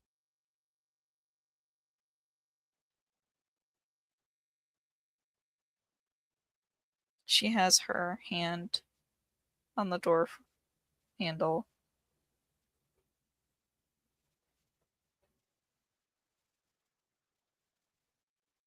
And her brain moves a mile a minute. She's facing away from Cornelia, but if Cornelia could see her face right now, And you it's like remember you have one, by the way. she Specifically because Cornelia doesn't want you to have one. You have one. you have one. It's one that you bought for Wilfred a long time ago and it never got to him because things happened. Mm. It could work here though. Mhm. Hope you have a gift. Eyes open, wide, looking back and forth, trying to dig into her brain as Your to what she mind can get, palace. and then as it so happens, I do. Thank you for reminding me, Cornelia.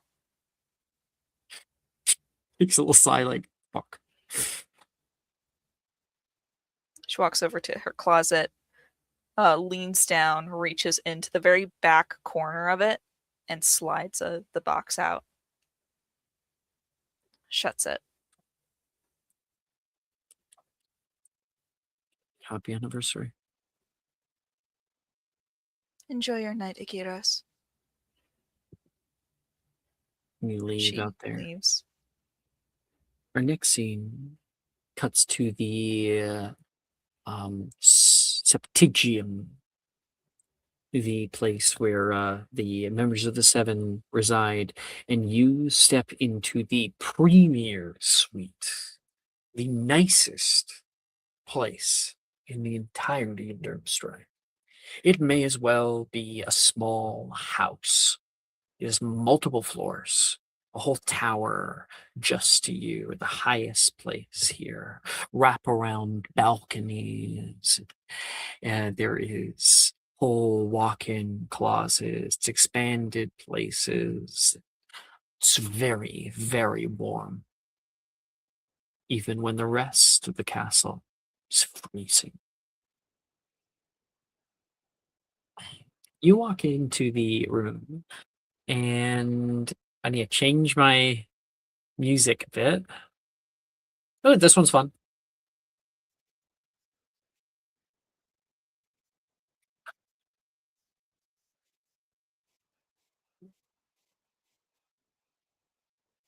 That one's actually too upbeat. I'm thinking.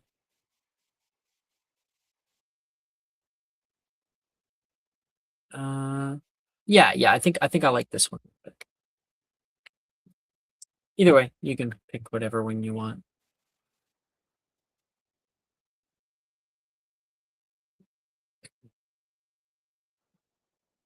You step into the premier suite, and you can see there is a place in the middle of the room an opulent seating arrangement with it's a small, intimate space. Just the two of you and a spread of food all around. He sits at one side of the table and you sit directly next to him. Mhm. Oh, baby. Can you move a little bit? Have a better view of the moon. Yes. Scooch a little farther away from him. Mhm. Just that little bit of space between you. He looks up at the sky. His eyes flick at you. Oh. Ain't you gonna say something? It's your favorite. This looks lovely. It's amazing. Thank you.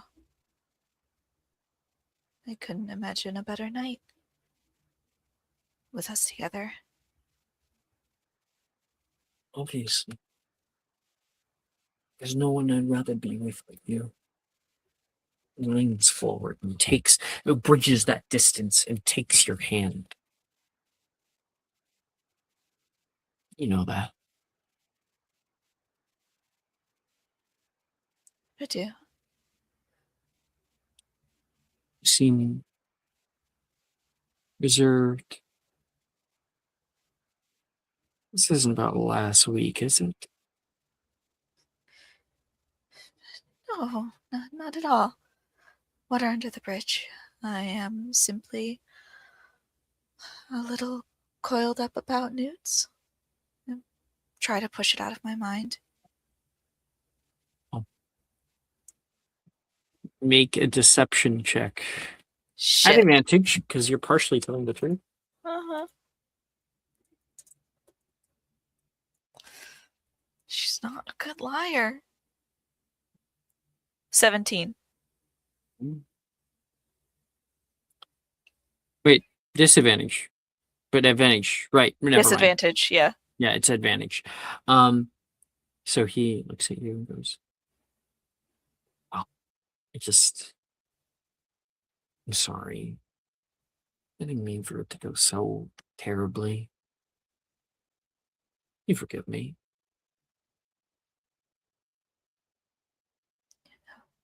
Of course. I've nearly already forgotten it. He leans forward toward you for a kiss, lingering close. You feel obligation. And is there any part of you, complicated question, is there any part of you that does feel a bit of desire to bridge that gap? I think yes.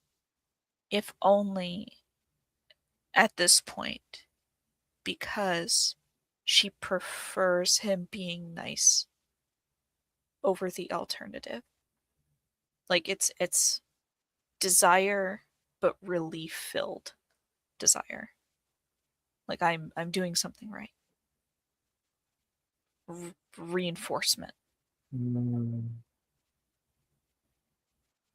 And you lean forward to kiss him too, to accept his kiss. Mm-hmm.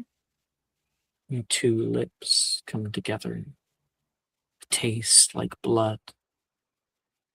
That tinny zing like electricity between you. Kisses you and moves forward and puts a hand on your thigh as he does, and then releases. Oh, hey, no more time for that later.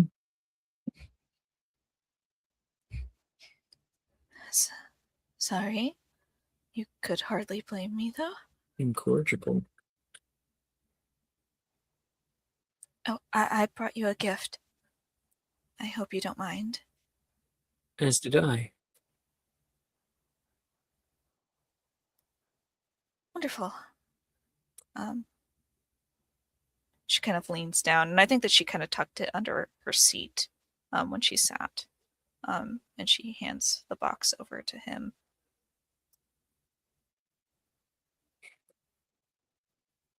Oh, it's a little dusty, he says.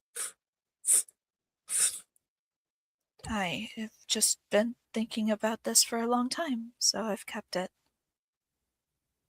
Make another deception check at advantage.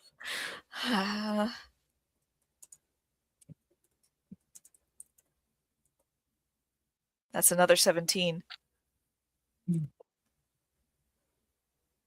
Should I open it now? I suppose so. That's I do.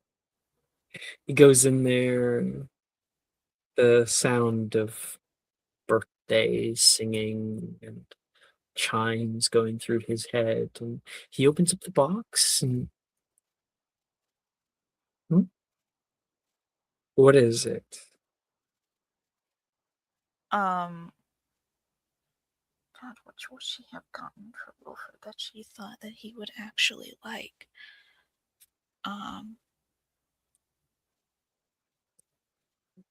It's got to be whatever you got. You would have gotten Wilfred.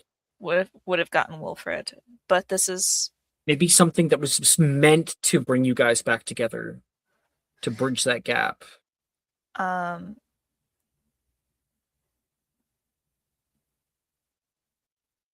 I think it's a very Penelope gift, but it's a book that she would have acquired from possibly Borgin and Burke's, but it's like a book of dark magic and trickery. Specifically like sneakery. I don't know how to say that correctly. It was But- supposed to be you, like, being like, hey, like, Hey, there's actually I value in remember. this. Like, you're valuable. Yeah. You're valuable. The magic that you do is valuable. The magic you're good at is valuable. What's this? It's a book of rare spells I happened to find and acquire from a You didn't get this from Buff Truthneer, did you? Do you oh, know how goodness. he is when you take spells out of the library? Oh goodness no. When you take tomes out of the library. Oh goodness no, I don't want to be eaten.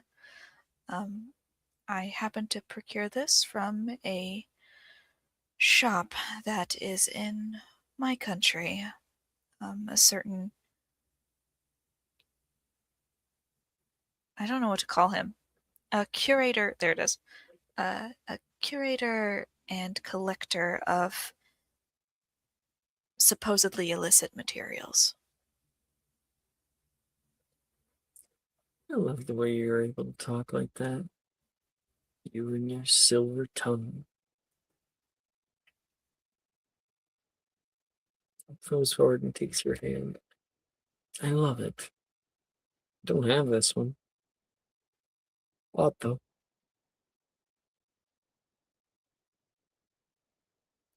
He places it on the table. It's lovely. Yeah. What do you get the girl who has everything?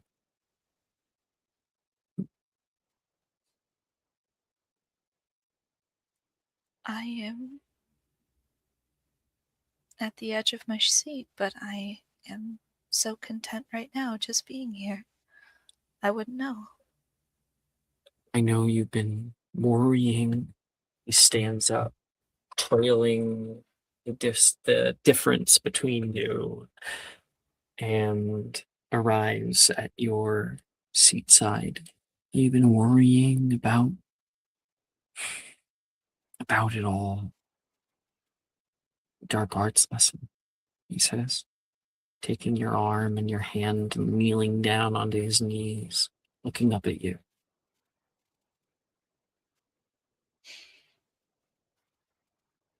I have.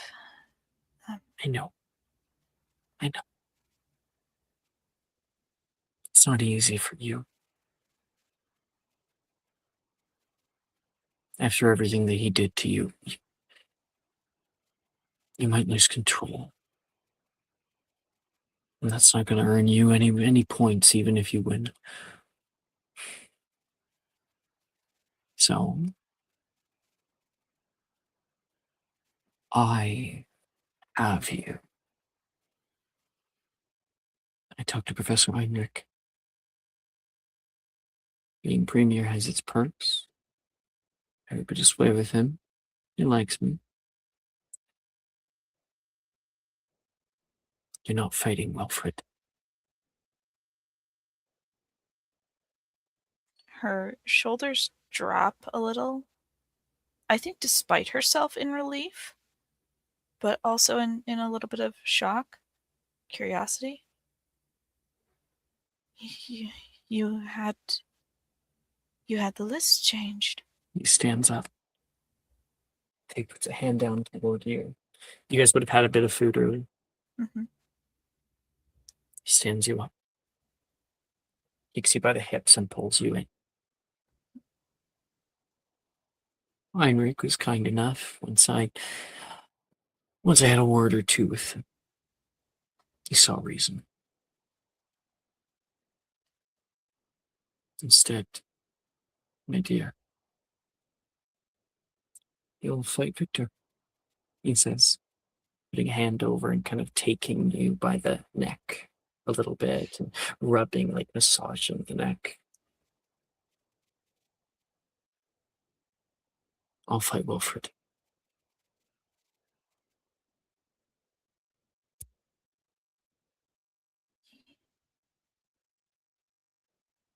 Thank you. Well, finally. Took you a Sorry. little while. Heinrich is such an intimidating figure. Or he cuts one at least. After he made such a impression that would never happen, I was so shocked. I didn't know what to say. I'm the kind of man that can make things happen, whether people want them to or not. He says, gripping your neck a little bit harder. Hurts a little bit. I love you. I love you too. Thank you. He pulls you in strong for one last kiss in the moonlight of the balcony. And then he, I think we'll fade to black after that. Actually, no, I think I love this. It will be a fade to black, but he kisses you and then he starts 'cause you're like adults by this time. He's Mhm. kissing your neck and biting you a bit. He's trying to start something. And you look out the window. And what does Penelope really think about this gift?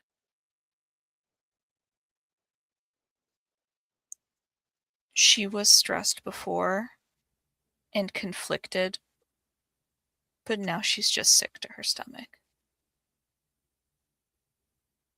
Wilfred, at least she wouldn't kill him. At least she understood the importance of what the fight meant. With Bernard, all bets are off. She can't protect him. She can't pull her punches. She can't pull Bernard's punches.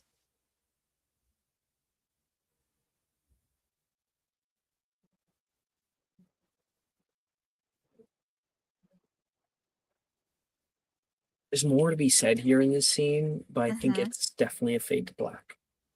Yeah. Penelope was able to handle herself with him. After all, there is a part in you can't let go of with Bernard. Started passionately, it still is. More passion than you've had anywhere else in your life. But there's something that scares you about it. And now you feel like you can't get out. Guess we're gonna take a break. Come back in 10 minutes.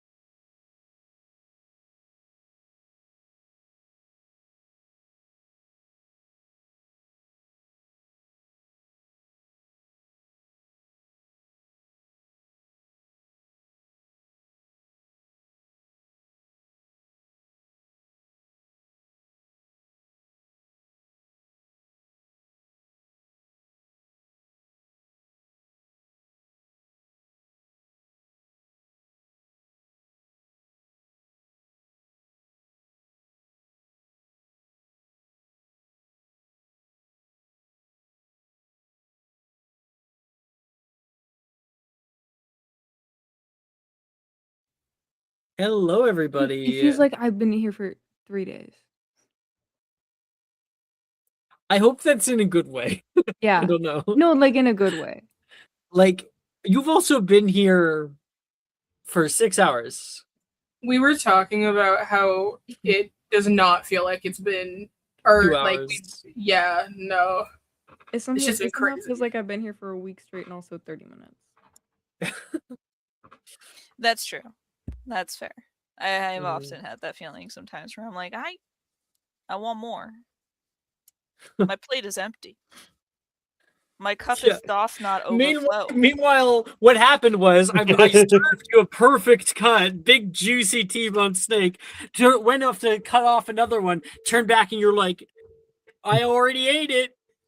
Please, Give me it sir. again. I want some more. Please, sir. More. Okay, I was in that musical. Oliver. Is it- Oliver? I would say I've never seen it. Don't know what it's from. I just know the meme because of Family Guy. I'm not gonna lie. Glorious food. Literally never even listened to that musical. Don't know what it's about. Just wants more. That's all you gotta know.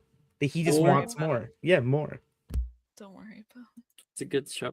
It's Harry Potter, but more. Penelope, we're gonna continue. Oh shit. Alright. Yeah. That. On to the Dark Arts playlist again. Heinrich's fuck ass class.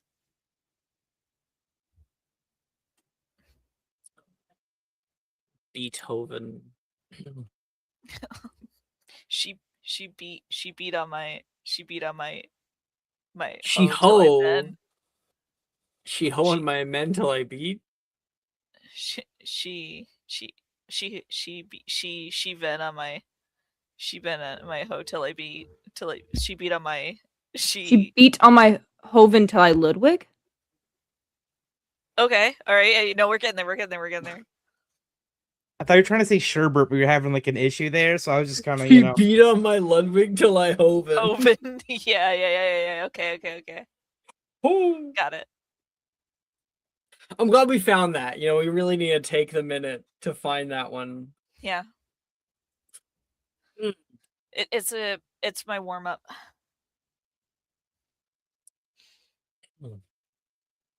Again, Heinrich says the room is like an arena.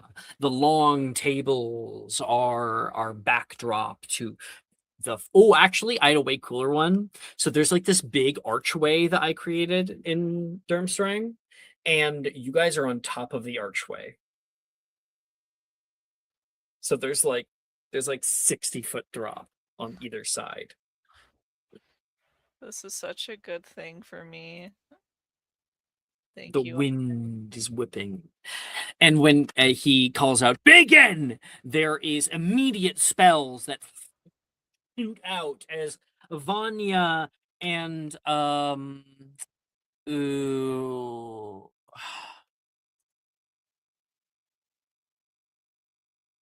Vanya and Cornelia are put up together. Immediately their wands connect in the middle. I thought Cornelia Glory. was with Revica. Right. She was, wasn't she? Because she got unlucky. Shit. I thought that would be a cool fight. Who else? Who should I put up against her? Vanya with Rupert? Thorben! Thorben. Oh, we see show your mettle. Thorben in his alpha state. Yeah, Vanya, strong woman, and Thorben, tall, large, just like almost like a giant. He holds onto his wand, and she sends out a spell toward him, and he is able to dodge it to one side with a roll, and he sends a spell under his leg toward her, and it causes her to lift up into the air. She almost gets lifted off of the area, but she casts a carpet retractive down, holding her there for a minute taut before she hits the ground with a roll and comes right down on him with her leg. Whack! And he puts his arm up, and it's like right there, and then she immediately goes for the for the side kick. She like jumps up, kicking with her other leg, and it hits him onto the side. He rolls to the edge, and she recovering herself, grabs her wand and is a little bit off. She's a little bit too haphazard. She comes down with her wand, and he comes up with his long wand turns into a Zweihander, and she has to mid cast move out of the way as it slams down, creating an impact crater where it is a moment ago. They have like a moment between them. Keep going, Heinrich says. Hesitation is defeat. And Vanya goes right back into the fray, and the two of them fight like nail and nail.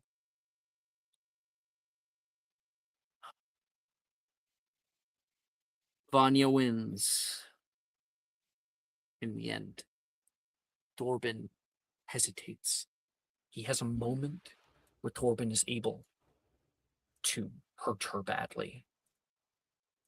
He comes down with the sword. She's there on the ground. On now, you hear Heinrich say, "Vivere! Vivere!" He yells back out, and no one says anything. "Vivere!" Vanya says, and rips him off the side.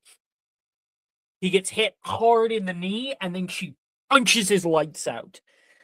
And the Zweihander hits the ground, clattering, and then turns back into a wand. Vanya Morozov! Victor! And everyone starts cheering. Woo!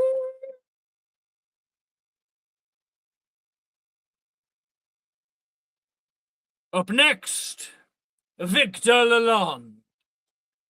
And stepping up, Victor steps forward.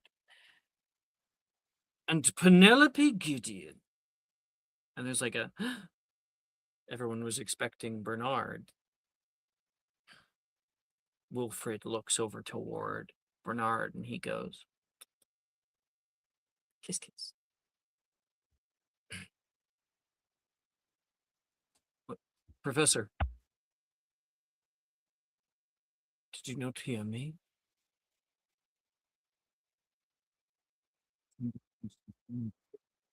If I remember correctly, the board has changed. Flicks his wand toward it. Adapt.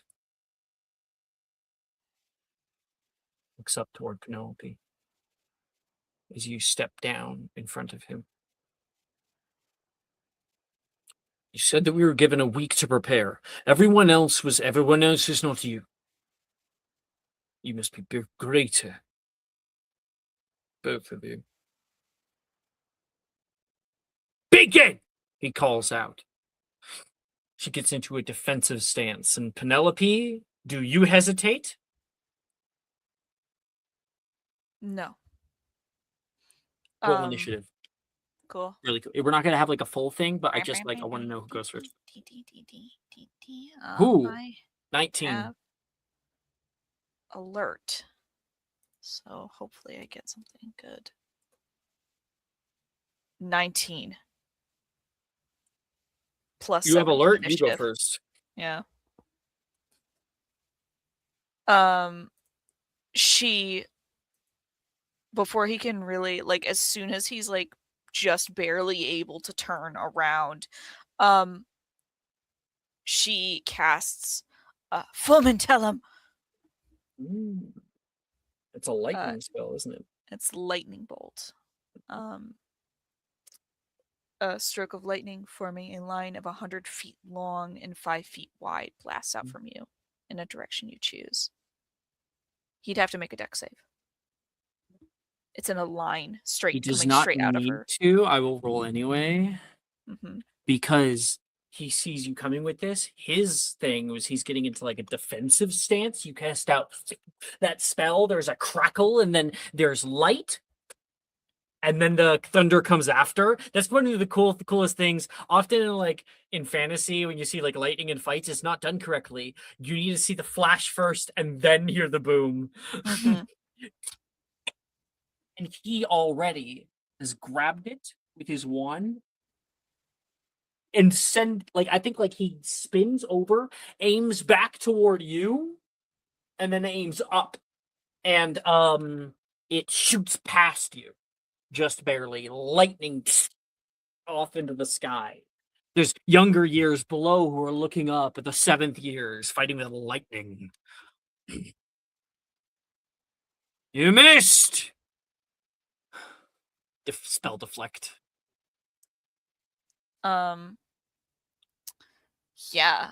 You're both transfig wizards. Both transfig wizards. He's got shit that she can do as well. At that point, she's still gonna go for it though. She spins her arm in a circle and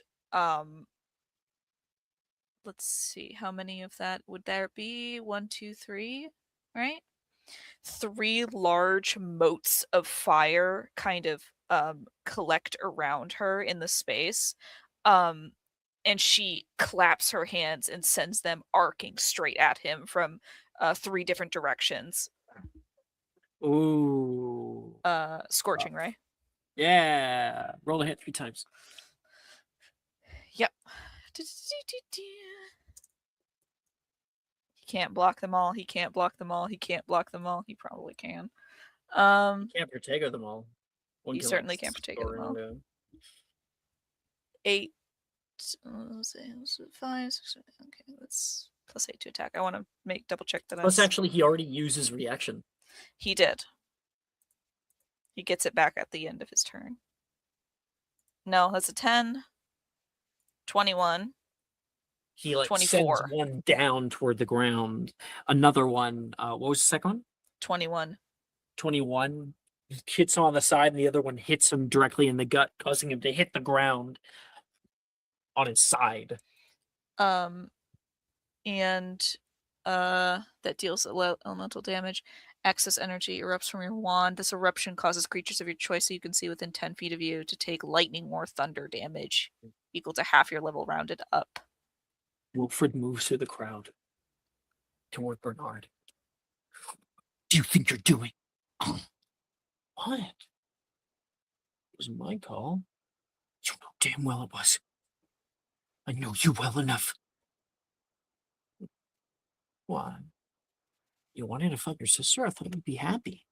He looks back down over there. Now you're fighting me. I hope you're ready. Because I am. I've been waiting for this.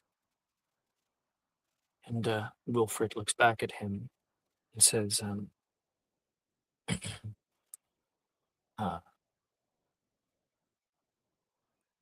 I was gonna throw the fight. I know. That would have doomed you both. You fucking imbecile. Pushes him away from him. And watches the fight between Penelope and Victor. Mm-hmm. Wilfred is going to throw the fight.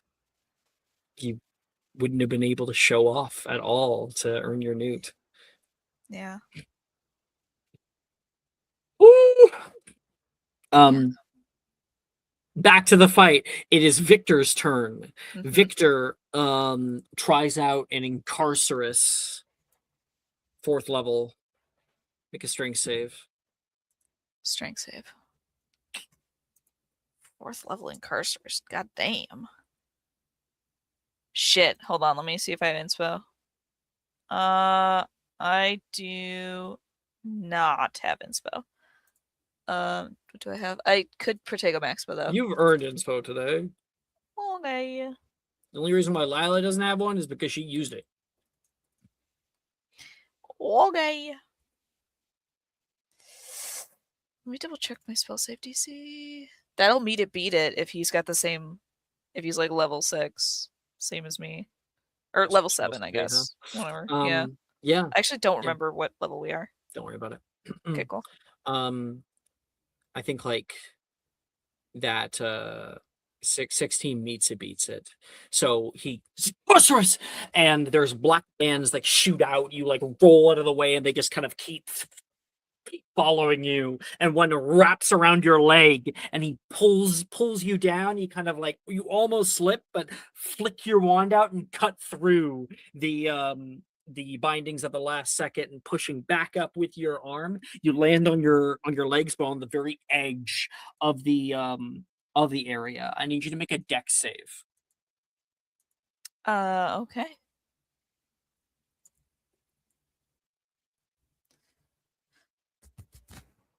I don't think I have proficiency in dex. My dex is good though, ish. 17. Yeah, you're able to stop yourself. You turn back toward him, and you see he has his hand out.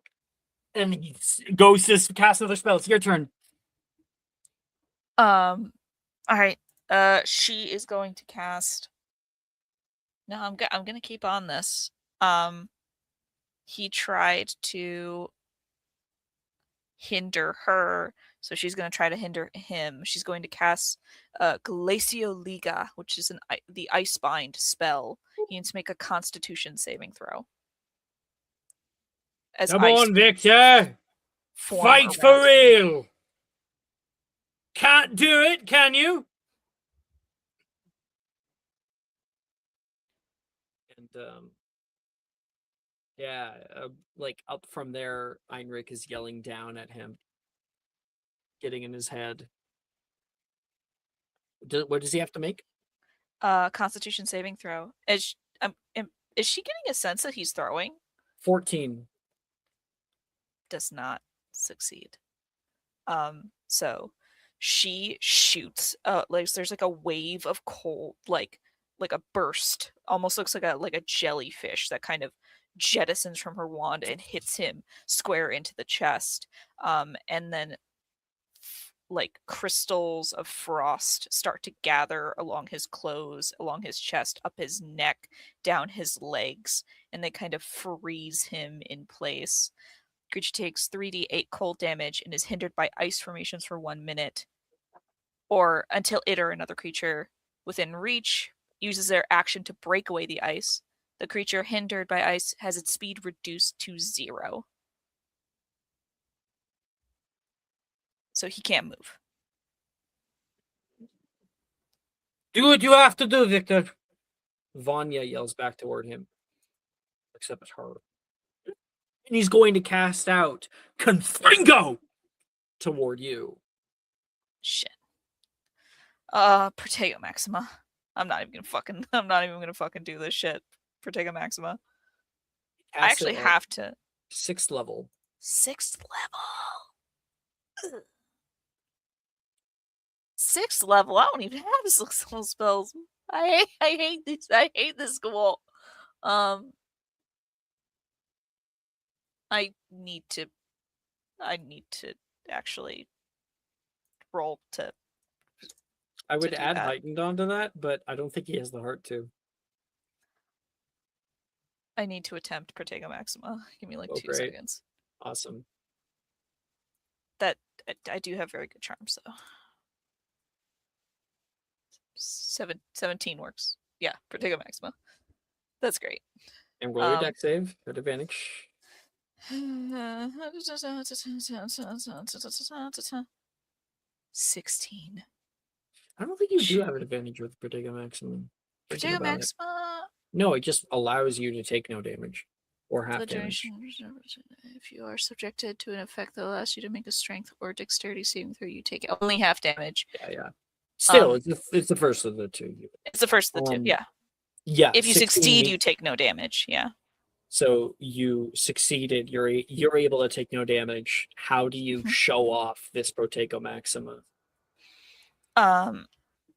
She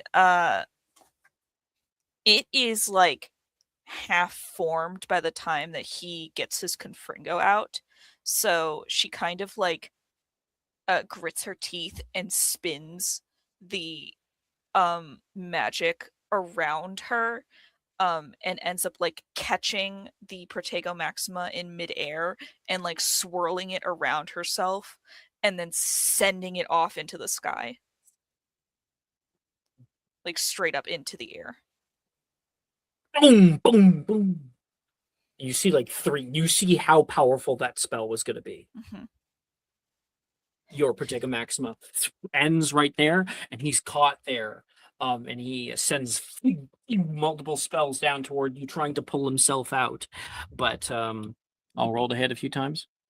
Mm-hmm. Nope. One does hit. Yeah. 15. Was 15. Oh yeah. 15. 15 I already hits? used my reaction. Yeah. Yeah, then 2 of them will hit.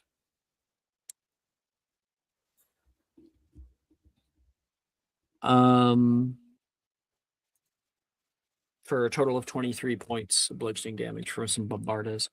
Holy fuck. Yeah. Ow.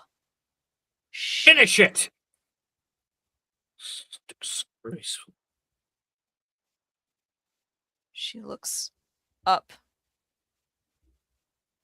And her eyes find Einrich first. Then Bernard. Then Wilfred. She turns back. Expulso!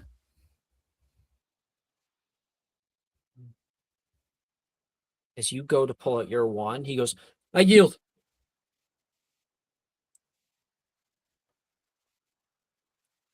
I yield.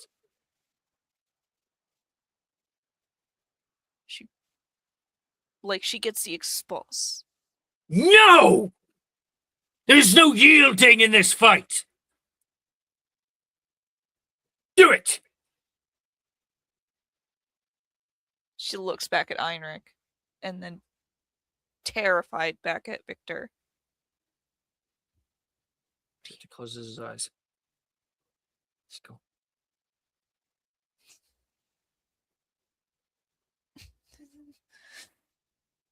Expulso! He flies off of the archway, down, hits the rooftop, slides down a building, and flops down into the north courtyard. And then there is clapping, and Einrich looks somewhat pleased. Pleased to you, and when his gaze turns from you, it's like, disgraceful.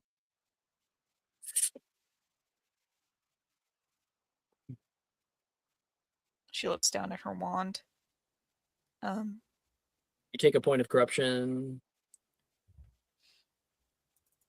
She kind of stares at her wand and like I don't think anyone really sees, but she has to kind of squeeze it as little like flecks of like lightning kind of arcs through her fingertips that kind of make it jostle like it wants to jump out of her grasp.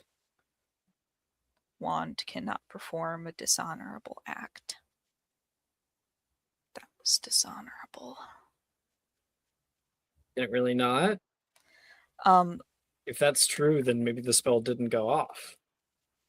It is said a laurel wand cannot perform a dishonorable act, although in the owner's quest for glory, laurel wands can perform powerful and sometimes lethal magic. Perhaps it can be considered honorable because an authority told you to. Possibly. You would believe that strongly enough. Yeah, I think that she, in the moment afterward, It would be dishonorable to him to disobey him. Yeah. And in a way, maybe dishonorable to Victor as a combatant. And I think to her, though, because he yielded Yep. at the end of everything. when she looks down at her wand, she gets like a little bit of a zap. Zora wands are known to do that. They're very, very loyal. And they don't like certain things. Penelope Gideon! Victor! Victorious. Victor, not so much. Bernard Holland. And, yeah, I know, Wilfred says. Move for Gideon. And they step up to the plate. Ooh. Could she pass by Wilfred? Yep.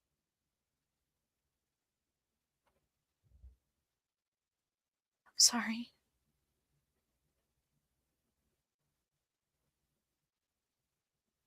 As if you ever have been. Goes forward.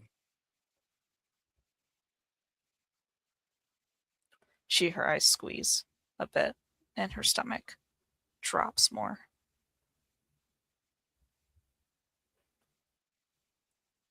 I'm gonna feed you your own innards, Bernard says. He twists his wand as it crackles in the air, crackles around him, as if it's a spell itself. Steel yourself, Bernard. Wilfred? Yes, sir. Do what needs to be done. Yes, sir.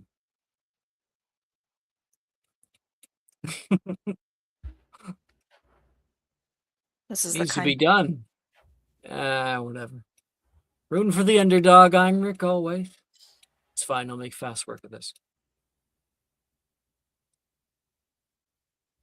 Again! He yells back. And Wilfred and him immediately send spells toward one another as he goes right for Crucio! And there is a red that shoots out of his wand without any hesitation. And Wilfred casts out his own spell, which is Malus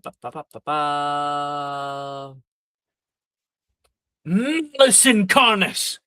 And there's like a black band that shoots out of his wand, and the two immediately connect like a Priorian cantato. There's arcing of lightning that's coming off of it, and plasma that's heating up the area around. Eventually, they both are trying to push. Wilfred he's losing, and so he flicks the spell back, and it destroys a portion of the archway, falling down below.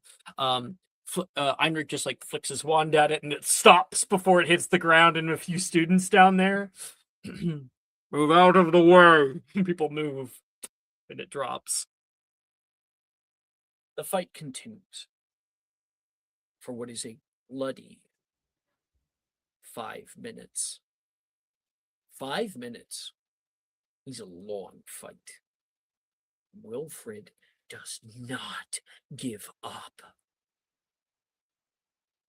And it looks like the farther that he's pushed, the more he gives. Heinrich is yelling out toward both of them, rooting for both sides in all this. Yelling at Bernard when he messes up, when he doesn't connect enough. Praising Wilfred when he does right, and chastising him when he does wrong. The guiding hand between the two of them. And in the end, Wilfred stands over him, having won. Bernard is sweating, beaten. So is Wilfred, bloody. He sees his wand is nearby. And just as Wilfred stands there over him, Heinrich says, "Do it. You know you want to."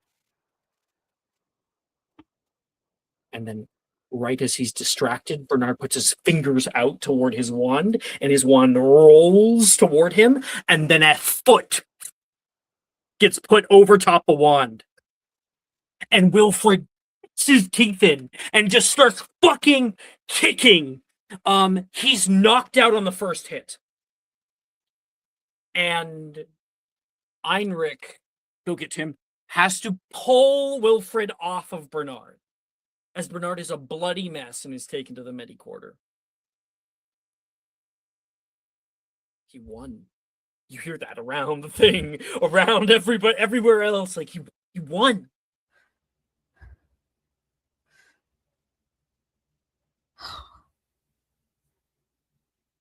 There's like, it's so like this sickening feeling of instant relief and terror and a bunch of other complicated emotions that twist inside her. She had her hands clasped together the whole time, and she wasn't entirely sure what she wanted, what she was like just sort of trying to manifest. She was flinching at every spell, every crack of an arc, and in her head, despite herself, there was once where she kind of just whispered, tiny little voice that said, "Just kill him."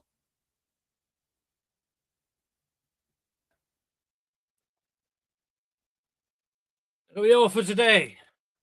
More fights tomorrow. And we fade from that. This isn't good for Wilfred. He just beat him. Or for me.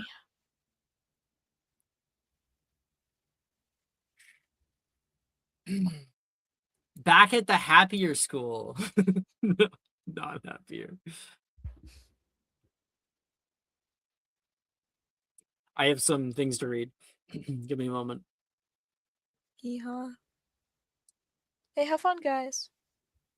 I hope you're having so much fun at your cool American school. Oh, we're Lila having misses you so much. Your cool American school with your Keeps blue talking jeans. about you. And your waffles. I'm not wearing blue. They took away my blue jeans. They said I wasn't good enough for Hey, they them. can never take away my blue jeans. Also, like, I put the description that you guys wrote up in the visiting school for Overmorning, and this is apparently what came out. Oh. Maya, I sent you a question in your head. Hmm? Oh. Yeah, that's exactly what it looks like in my brain. Like it's a little bit more cobbled together. Like there's, no, because you can see the I love different it. So like cute. it's variable colors. Like it's made of different materials, each tower, because it's like That's how they I kept- described it. That's my they kept description. they kept having to add newer shit onto it. Reagan, you know how Cal felt. He was like, "Get your dirty pureblood hand off my Wranglers." Okay. These Levi's are all American. I got good jeans. Okay. I ride to Sydney school on a Sweeney. Hellcat. What's also really pretty is it looks like at certain points they tried painting the outside. And so over the years, like different layers of color are also bleeding through. It's unironically also giving Wilfred was here and we just didn't know it. Like, man's was like, this would be the best prank of my Tagged life. I us. know these bitches miss me. Literally, we got tagged. Wilfred's literally having We're the it. worst time of his life. The worst day of his fucking life. God. You ever been indoctrinated? I'm about to be. He almost killed Bernard. Yeah. Should have finished the job. Penelope is so guilty that she wanted that to actually happen. Oh, there was one more thing I wanted to say. I don't know if I did say it. I wanted Heinrich to say, "He's ready." That's all I want to say. All right. Uptown Funk over here. Uptown Funk, I'll give it to you. Uptown Funk, I'll give it to you. Cal, Lila. Sorry. While we were kind of already ahead of you guys having found the new dorms, I still want to have that scene. So we're just gonna roll back the clock for a minute. And then we'll have like a fast forward montage. Lila, Cal, you and many others at the school are arriving at where you're saying that your new dorm is. There's a few of these dorms around. You're in specifically one of them. And I'm going to give this over to, I think, Maya to decide on what this is. Oh, Where do you arrive at? I'm about to make this so fucked up. I'm so sorry. I'm so sorry, guys. Is this your prerogative as a woman? Yeah, thank you. So I believe what happens is these students are sort of led, and it's like a far walk. Go and see my fist, my raised fist. You can't see me doing Wakanda forever, so.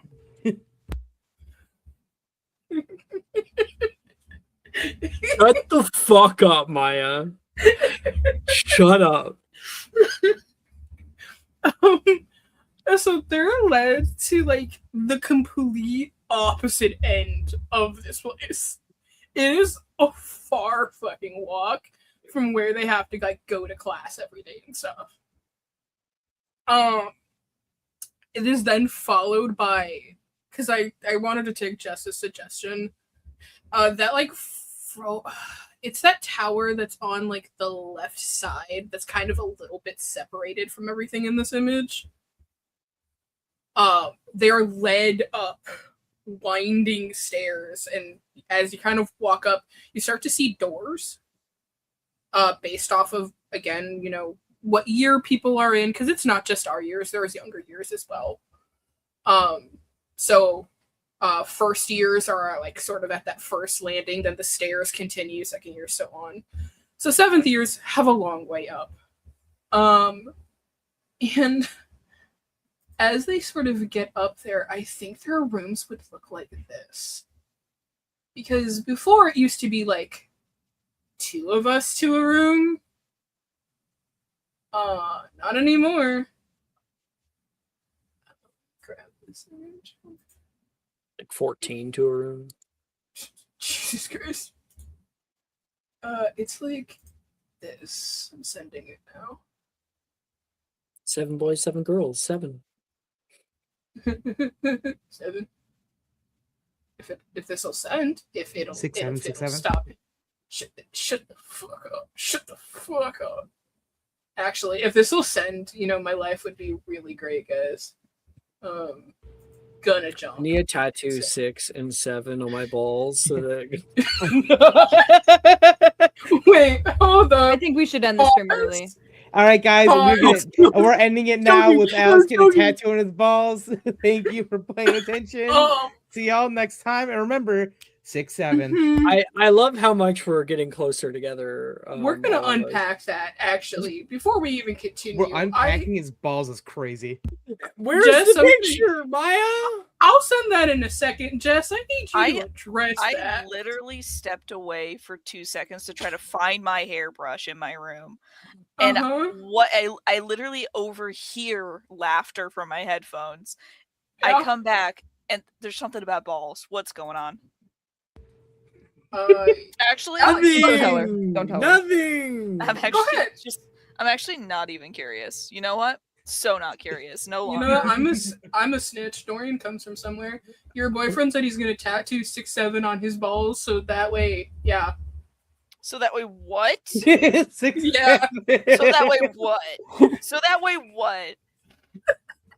Maya also So said they were that gonna way unpack his balls too. By the way, No, not what I said.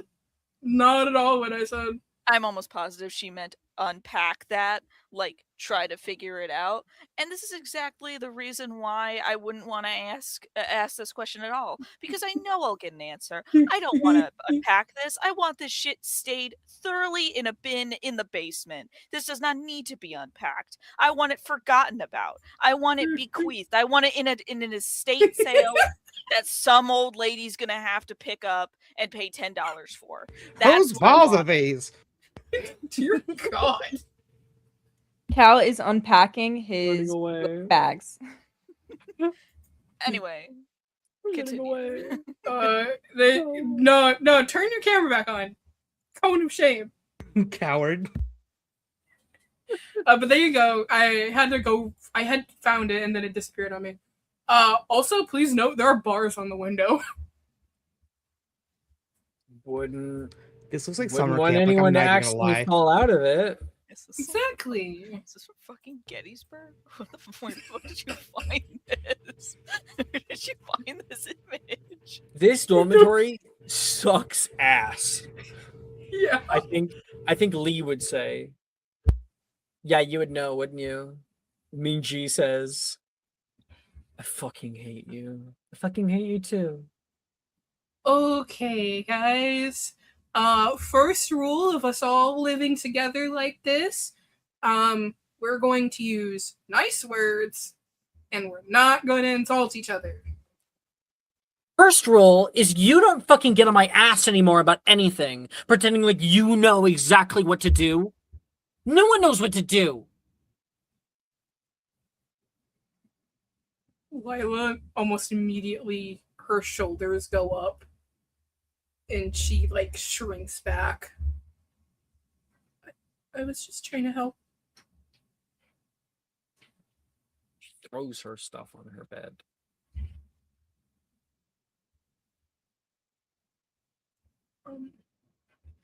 Cal, do you need help unpacking? No, I can just. Cal like unzips a book bag and just dumps a bunch of clothes on the bed. Okay. She kind of quietly shuffles to her own bed.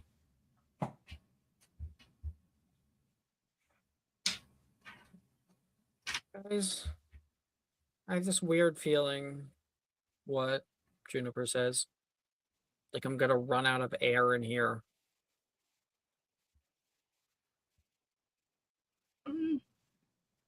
Well, I know the windows are kind of. Can we reach through enough to open the window?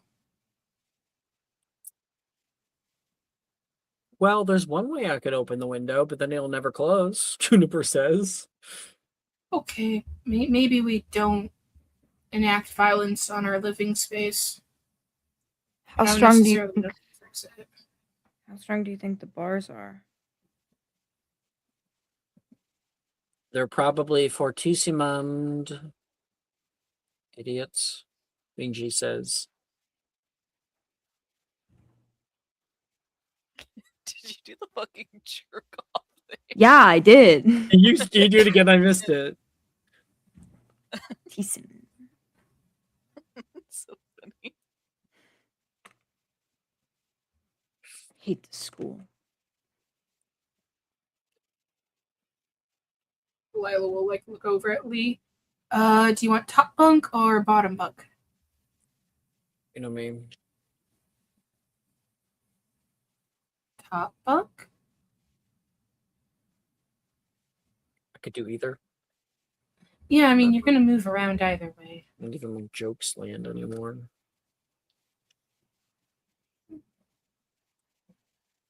Well, maybe we could all we could decorate in here. You know, I I've still agree. got. You hear from the doorway, Darcy walking in. You can make this a home. You're pretty good at Exactly. doing that. I've still got some of my decorations and stuff. We could put some little lights up. I got a couple plants that can go by the windows. Let's not overdo it. This is a shared space. Let's get everybody have something. Okay? Yeah. And nothing objectionable, please. Let's not get on each other's nerves We're to be close enough in here as it is. Probably won't spend a whole lot of time in here, but maybe the only place where we can be together.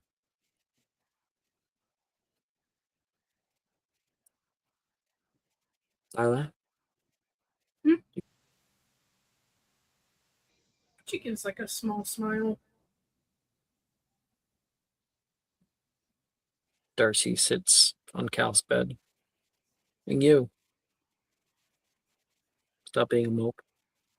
Doesn't help anything. I'm like, nothing's together. gonna help anything.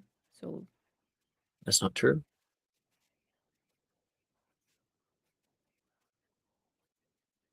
Not true. You just need time. Figure it out. We're going to make it through this. After all, in a year, at the very least, we'll be graduated and out of here. And Darcy's going to kiss you on the forehead.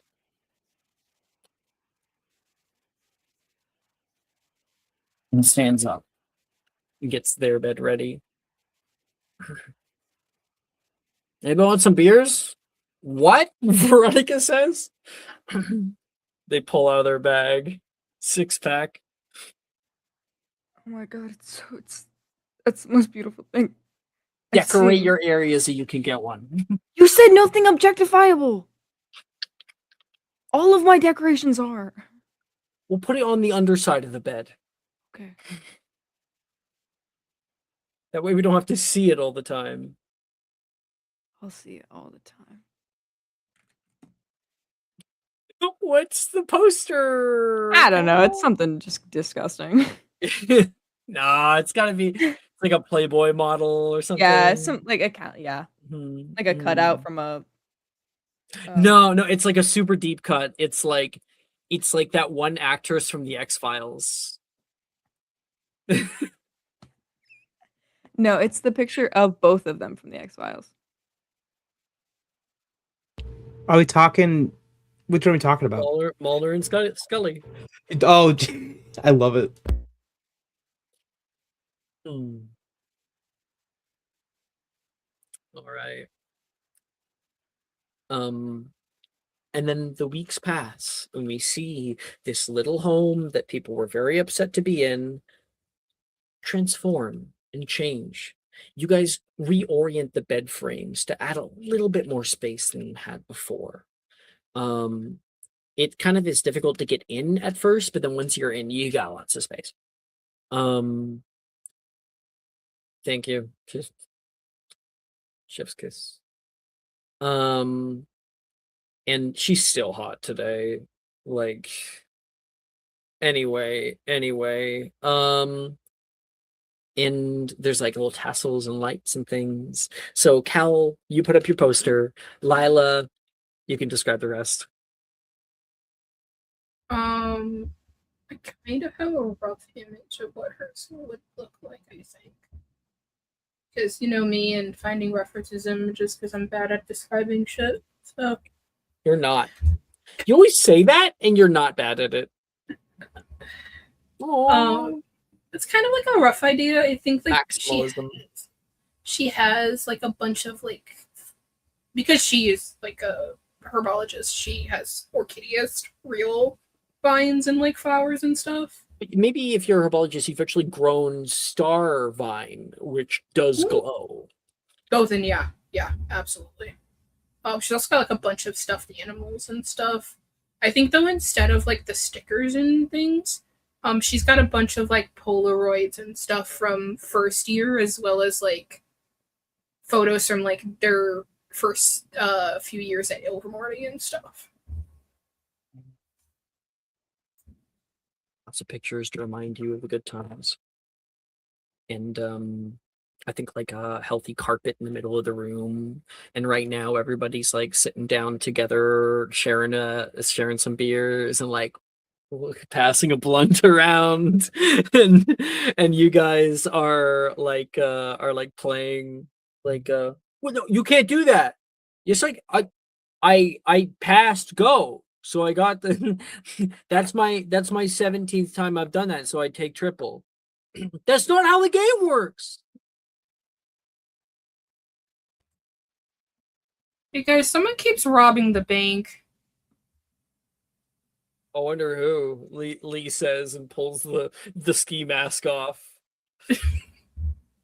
Like they have their shirt almost entirely unbuttoned and it's like bulging out with chest hair of cash. Lee, you left like $1 in here. What is anyone supposed to do if they need money? Inflation, man. It's not, I'm done with this. I'm done. That's why they call it Monopoly. I mean, they got it. It's all them. Wish we Yeah, had Lee music. wins. Lee, you win. Fuck off. Yay! Cheering. I think we should play something else. Does that mean I get to kiss the losers? What? I'm high. They look directly at Cal, by the way. I never lose. I quit. Well, if Cal says no, I kind of volunteer. If you put a finger in their face, they're gonna lick it. Are you gonna like put it in their ear or something? Yeah. Are you giving them a wet willy? Yeah, Cal Yeah. and Lee start roughhousing. Lila like leans to the nearest person to her and is just like, it's actually kind of hot. Fuck off, Minji says.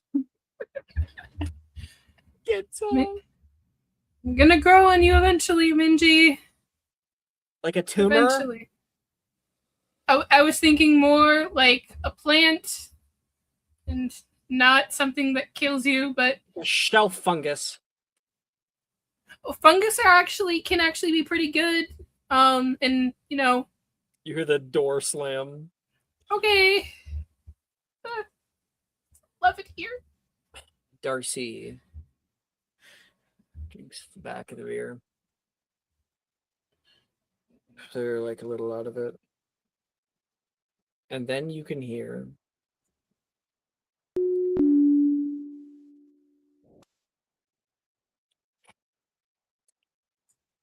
good evening, candidates across all of our communities here. At Ilvermorny, it is my pleasure to announce the results of this year's student council election. As you all know, the new student council will be erected as an institution to help those looking to join us in our cause to come together. Many candidates have been put up on the floor, and your new president, Aratus Black. You hear like distant cheering on the other side of the intercom, like there's other people in the office. Woo!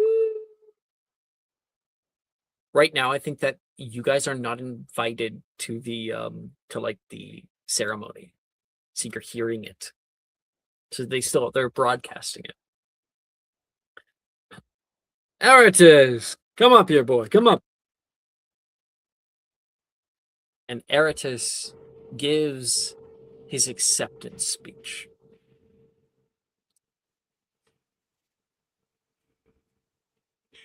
He kind of like it'd be quiet for a little bit. Is he's like internally, mind you, he's like, I gotta make up some bullshit here. Let me keep this short and sweet. Things will change, and things will improve. That's it. That's all he's got. That's all he's doing, and he walks away. That's it. That's it. That's all he's got. That's it. That's so fucking So- promoting. Oh my god.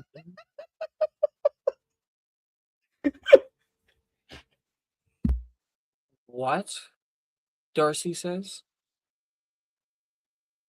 Fucking knew it. Give me another beer. hand one. Juniper snatches it back, cracks it on the wall that has like the place where you guys crack the bottles open, and you immediately hear people talking in the dormitory and hear all about it. Cal, you look over toward Lila, and what do you look like? Okay, so this stuff has this stuff is really strong, right? They didn't just say art, right? Yeah, they did. They said art. I am. I guess. I guess he wasn't telling the truth. You then would hear the sound after all the cheering and stuff. There's the sound of like the school's anthem plays like over the intercom.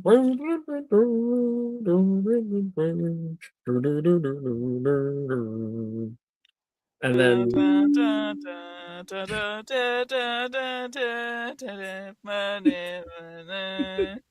Wow, this anthem sounds a lot like Penelope. God, it's really good. It's so catchy. my love.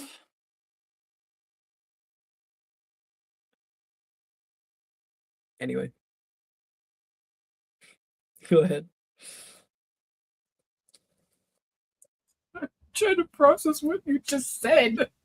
Penelope, my love. Because you're always like, oh, She's her best friend. Penelope. She misses Penelope.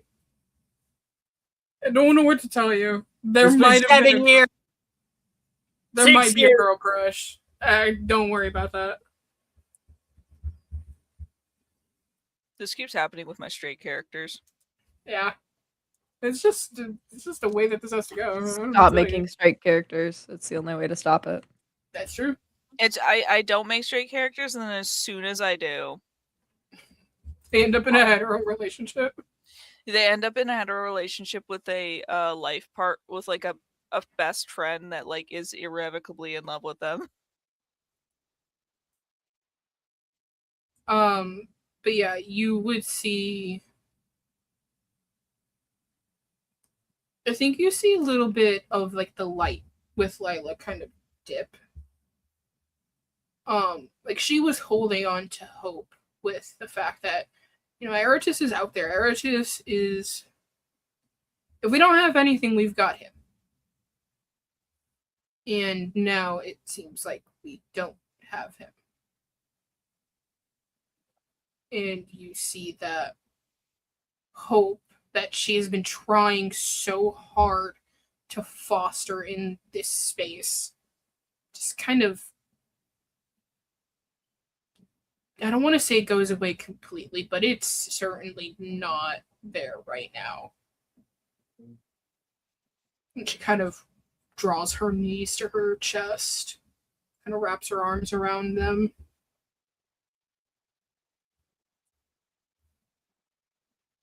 A new day dawns tomorrow.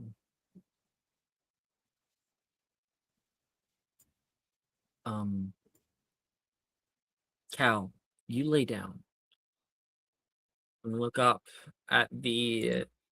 It's got to be the one you sent before. It's got to be this one. It's gotta be it. Mhm. And I imagine this moment. It's a bit of an old film now. Have you seen Ferris Bueller's Day Off? You have? I have. So you'll maybe understand a little bit of what I'm about to send you. Sending a discussion. This. Stand there, staring between her and him, and how he looks at you. This rugged man seems protective, like somebody that could be there for you, and the longer that you stare at it, the more dead the eyes see. The more you stare at it, the less you see yourself. The less there is. Just a lie. building up behind you, and with everything else pushing down on you, you feel it stronger than before. A suffocating feeling. But now is not the time. Now is not the time to think of such things, is it? And so what do you do?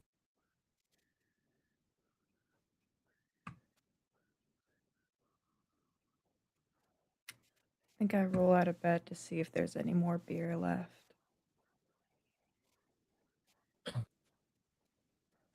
All out. You see Lee leaning over the edge.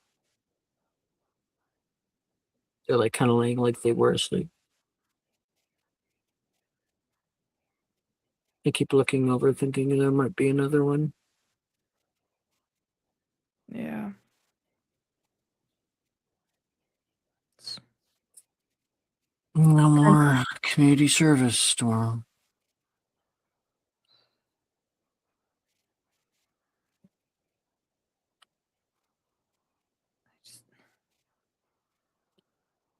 This sucks so bad that I can't even like put it into words.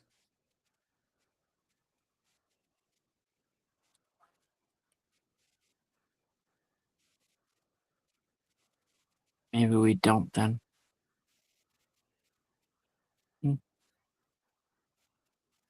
Maybe we put it into action. No, Lila said no violence. Lila grew up in a cult. There is a time for violence. You know what it is? You can always tell when it's gone too far. Violence for the sake of liberation. Is that justified? I'd say so. It's only when it becomes revenge that it becomes a problem. Is Can't this revenge for you or liberation? can't can't revenge be justified too? Look over toward Minji. It's a question for another day.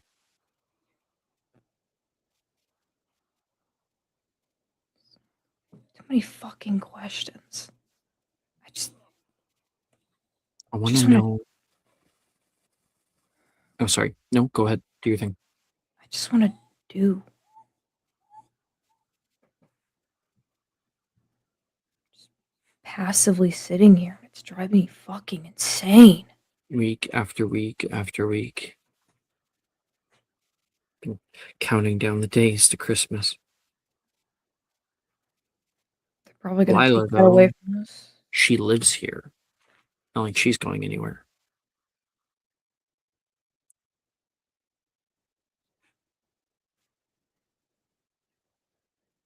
Are you with me? Yeah, I want to give them hell. I say we plant a bomb. I don't know how to make a bomb. Lila does.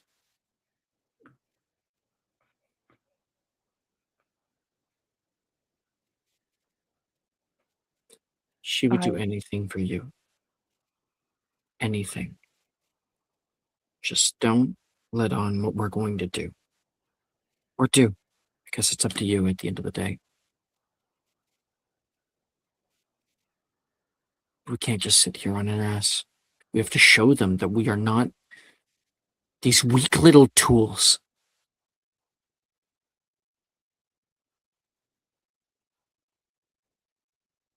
People.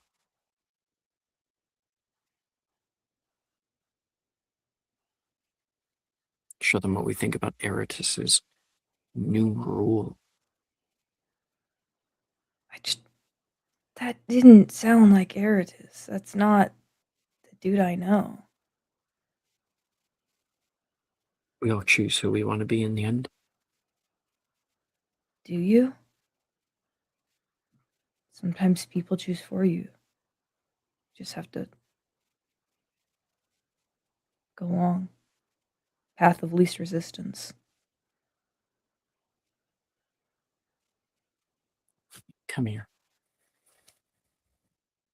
They kind of lean further down off the bed. Yeah? You deserve to be everything. Everything that you are. Openly and without apology.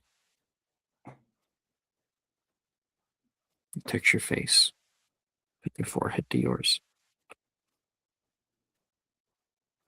We do. They let go and kind of push away.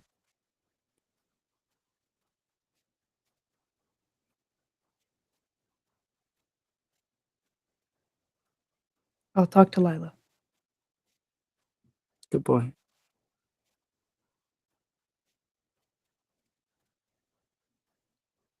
Okay, good night. Night. Lee's hard. No, not in that way. Hey, Cal's hard too. Difficult. He's what? They're what? He, she, they. I think it makes Cal really confused as to what he should or shouldn't be feeling. I deserve to be everything that I am. Without apology. Can't keep a mud down. I'm so proud of you.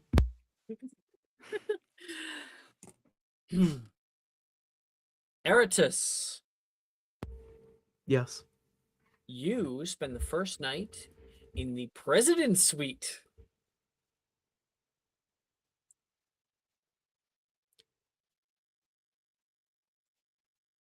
I think he's up pacing. It's just him by himself, I'm guessing, in this president's suite.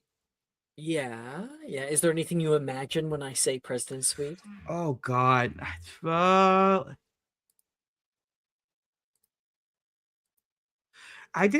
imagine the most gaudy, like like probably some old teachers when they probably like kicked out, I assume. Well, like An the old one of teacher's the office. yeah, well, like old teacher's office, they turned into a bedroom. So it's probably got like a bunch of like bookshelves. It's probably got can't think of like I'd have to find like a good picture. I feel like it's like definitely a better bed than what he normally was used to sleeping in, which I don't think Gilmore has that bad beds, but It's a double queen. yeah, something like that. Texas King. Sure. Carpeting that let's see, carpeting. I'm trying to think here, whatever else. I'm sure there's like it has its own like separate like cut off bathroom, like built in kind of thing. So instead of having like go out into the hall or whatever. And I imagine there's a big what's the right? I can't think of the right. It's like stained glass display in particular. And there's like these two little like handles by one of them you can kind of push out so you can kind of see into it or let air in.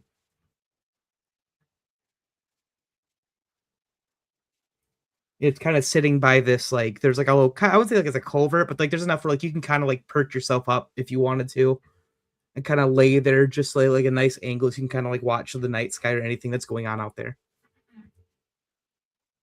There is a knock at the door. Knock. He opens the door. Over to the door and open it. And on the other side is Anton with a small clipboard. Hi, boss. I've been appointed as your secretary. Great. Did you have bedtime? No, you're good. I'm just thinking. Hey, please just call me Eridus. I hate that. It's not you. You're good, Anton. I'm Do you want President Black? no. I want to. Do you mind coming inside for a second? Oh my God, I'm gonna fucking Alex, please. Oh my god. Keep it inside. Oh my fucking god.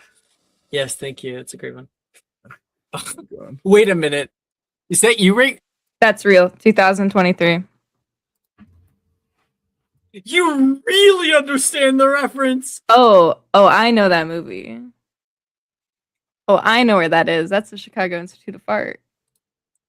You Like the are zoom very in. cool, Reagan. You are very cool. Okay. Eritas, where the fuck were we? He was inviting them inside to talk, like, or whatever. Well, currently, Eritas, I've got a few different orders of business. There is, you're to call to order your newest meeting of the council. They have a few initiatives to go through. I have a copy of them right here. He puts it down on the desk. And there is certain requests by the pureblood students. Great. Puts it Fucking down. bunch of fucking babies. Sorry. Yeah, what did he's like he's trying so hard not to roll his eyes right now. It's like And you have I have all of your food already prepared and everything, so we should be good from that. We're going to be giving our first address at 5 p.m. today. great. It should be just after your divinations class. Gotcha. Thanks. I appreciate it.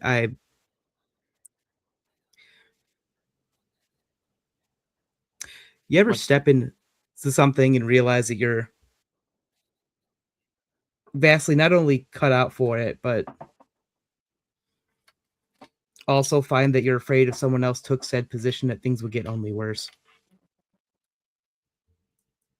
I'm afraid I have no idea what you're talking about. With all this going on, all this pure blood bullshit. It was quiet.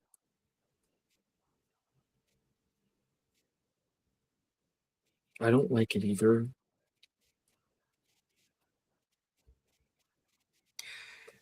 You have the power now. You can choose. You can I do know. good things if you want to. That's the thing. I want to find a way to get back at this fucker for doing this shit. And I'm going to be real honest with you this here, Anton. We're talking about sedition. Mm-hmm. I know.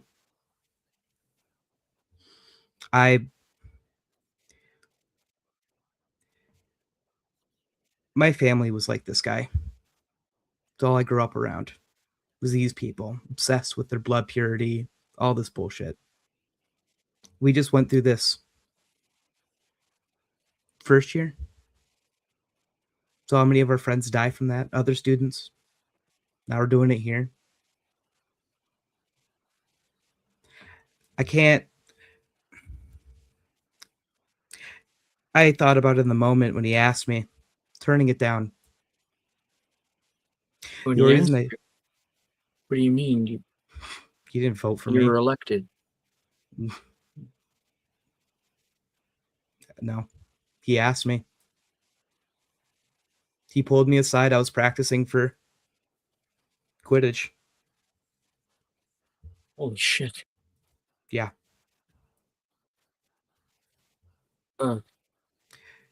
If you really think this would be elected here, Anton, no offense. It's Ilvermorny. You would think be more progressive here. Maybe we shouldn't be so loud. And he goes and closes the door.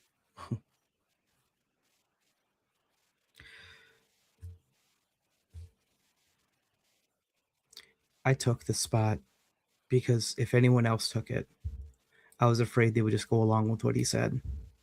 Not only that things would get worse for the other students. I'm willing, whatever it takes, if I have to be the painted bad guy or take a blame or whatever I have to do. I just can't He kind of like turns away for a second, like wipes his face. I promised myself I wouldn't let this happen again. Sounds like you need to have a parlay with the Muggleborns. Sorry, non-traditional students. Yeah, he rolls his eyes at that. He's like, I figure they'll tear me to shreds at that, but yeah. I can get that set up. It's gonna hurt. That's fine. Someone has to. And I'd appreciate it. I'll talk to Veronica.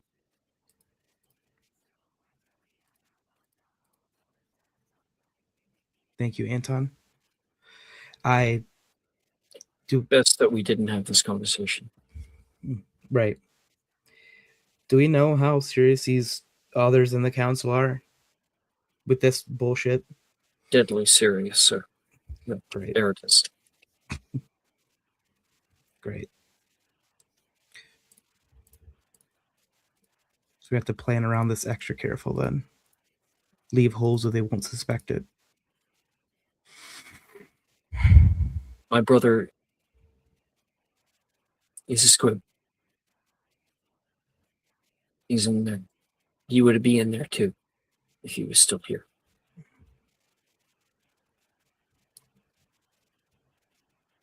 Whatever you want to do,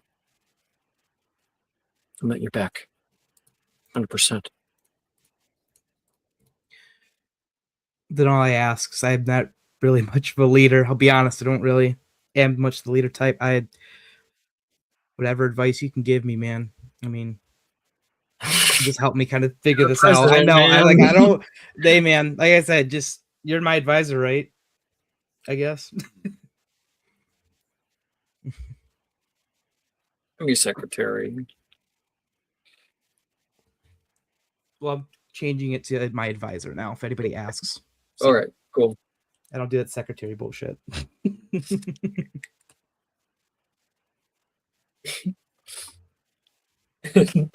All right. Good shit, Emeritus. Lila.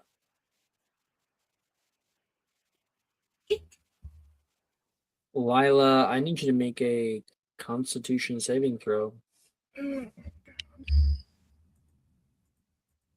Launch.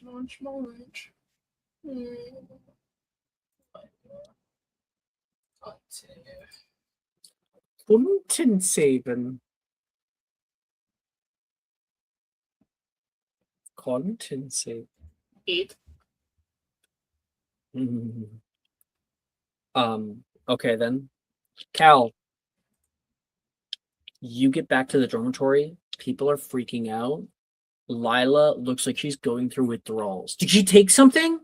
Oh my god, I knew it. I knew she was a heroin addict. It was always in the eyes. Minji says, "You're not helping." Veronica says back, she is writhing around in bed, sweating profusely and groaning. You want to add to that, Maya? Yeah. She's like twisting, but she's like every time someone like tries to touch her, she's like jerking away as well. And she's mumbling something that sounds a lot like I need to eat. I'm hungry. Is Cal aware? I think at this point in 7 their years. friendship, Cal knows. Cal? Fuck. See, her rations. She hasn't been able to get more of them, so she's been starving herself bit by bit. She must have just ran out. She needs blood quick, and everybody else around her is not helping her. We need to get to the hospital wing. Oh no. That would be bad.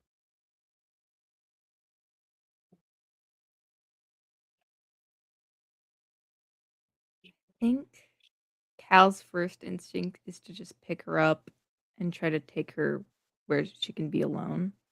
Well, somebody said we need to get to the hospital. Are you Yeah, like, yeah. I'm getting to the hospital. Don't worry. I I'll got take her. her. Yeah, don't worry about it. I got it. I'm quick. Don't wait up. I'll make sure she's good. They look really worried. Go quick, Lee says. I'm going as quick as I can. You pick her up and go running. Make an athletics check.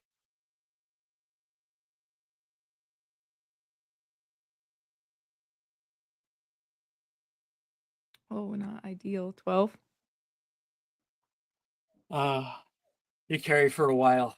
Oh, dead weight is heavy. You get to a turn in the hallway and then kind of like drop her down. She is able to like be on her hands and knees on the floor. You look around and desperately try to find like a little closet that you open up and pull her into. Lila, do you say anything to Cal while you're on the ground? You can see her is like heavy breathing at this point. And she at one point looks up at you and she's like, "Oh, it hurts."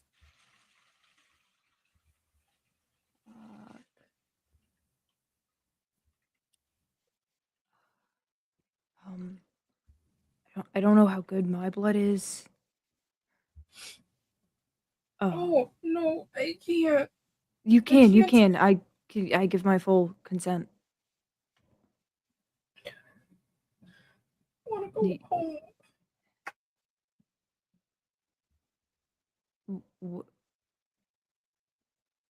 Scissor Where? home.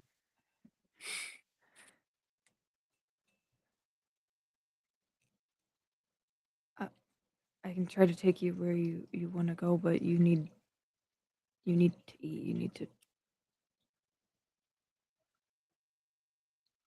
kind of like holds his arm out.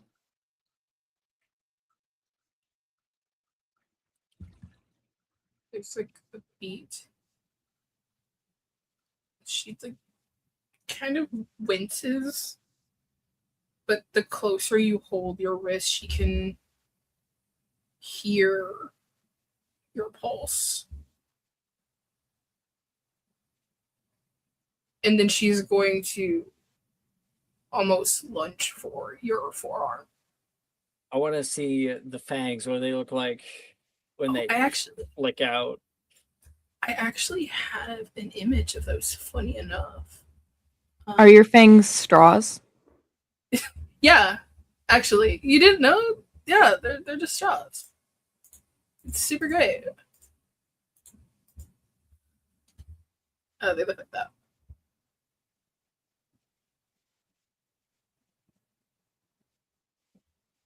Too bad Cal's gay. Cal is not gay. I don't know how many times I or Cal have to say this. Lila, But you tasted on him. The gay. Literally fucking laughing, slapping, and tumbling around with Lee. And you're not gay? Oh, is Lee a boy? Are they not? Is Lee a girl? No. Okay. Lee makes anybody gay who likes them. Schrodinger's gay. Schrodinger's gay indeed. Almost romanced him with Eridus, just saying. They were roommates. Roommates. All right.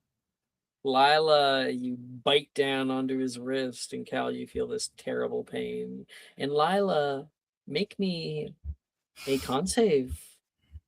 Look at those. I guess I at disadvantage. Oh. Okay. Wait, You're really hungry. that's a 4. You keep drinking. Cal, you begin to feel a little like lightheaded. Do you push her off?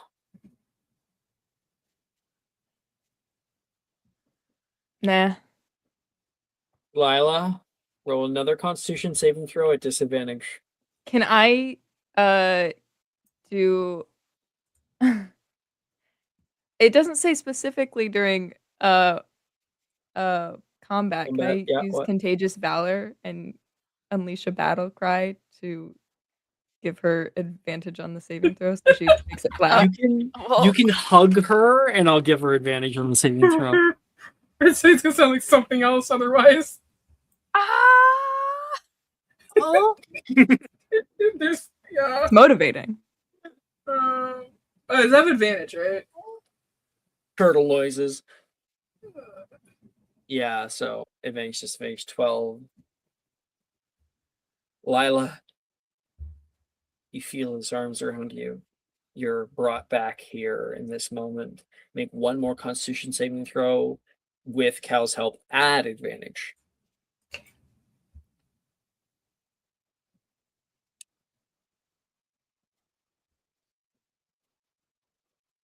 And Cal, as you feel like the black speckles coming in from the periphery of your vision, she unlatches from you.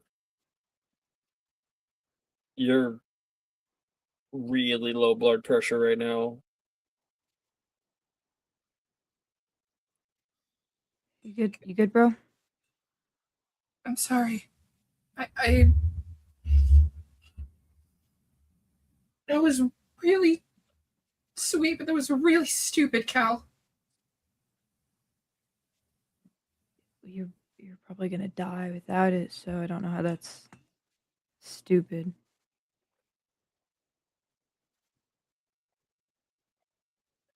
She like hugs you very tightly. You can feel like she is trying to express how much this means to her in a way that is difficult to say with words. At this point, blood is still like kind of like on her face a bit. She hugs you very tightly. Yeah. Cal hugs as tight as he can back, but he's obviously a little bit weaker. Kind of like smudges his blood from your face. You're good. You're good. You're I think when you kind of do that motion of like wiping the blood off of her face, she kind of moves away a little bit and like looks up at you for a moment, just kind of staring. Where she will like lean up on her tippy toes, and her lips will stop just before yours, so you have the option to say no. Oh, I'm moving in for the kiss. And she will kiss you back. You suck my blood. What's a kiss? Yeah. Come on. I taste my own blood a little bit. Weird.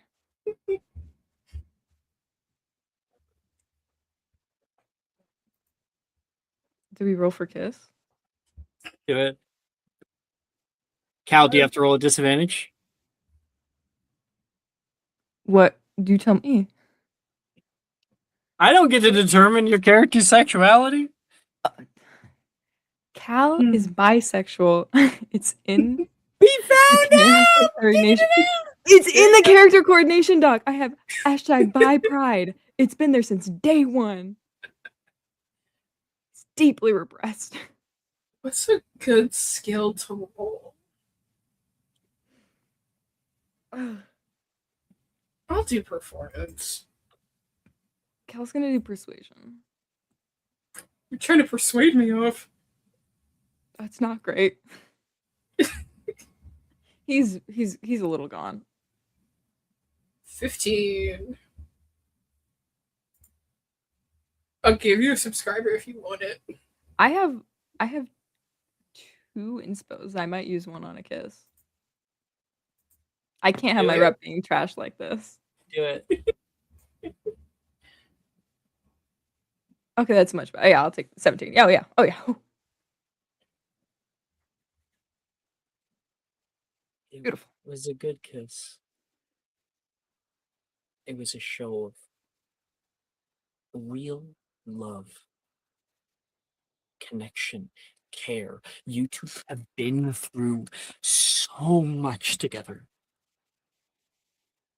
And no matter what the relationship is there, you care for each other. And those feelings are so strong that you can't not express them. And you know of no other way but this. It's a pure expression. And we'll give them their privacy.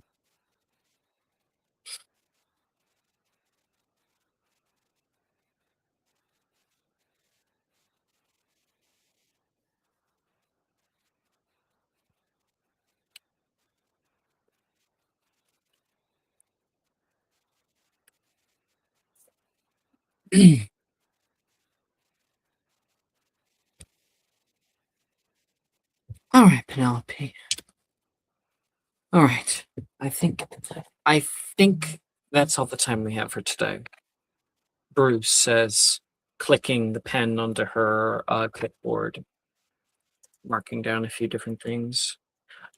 Went through a lot today. I want you to know all of this. It's not leaving this room, okay? I understand.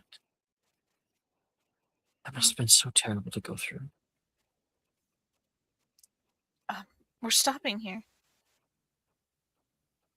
It is quite late. I've actually gone an hour over. It's because I'm so proud of you. You finally coming here and talking about it. We can have more sessions if you want another time. I do have to sleep. Right. She looks out the window and the sun's like gone down. Plus, it's not good to do this in one big sitting. It's good to let this play out as it will. There's probably going to be a lot of feelings that you're going to be going through in the next few days. I've not thought about this for so long. But I want you to know, before you leave, she says, it's part of the healing process. It's just, I'm talking about it now, and it's the first time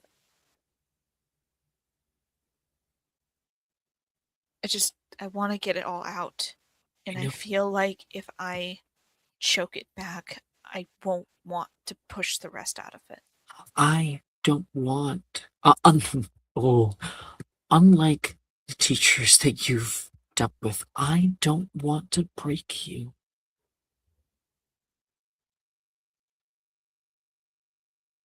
It's not a good behavior. But what if that's the only way I can be fixed? You learned that way at Durmstrang. I'm showing you a new way. So trust me. Please. Okay. I won't betray it.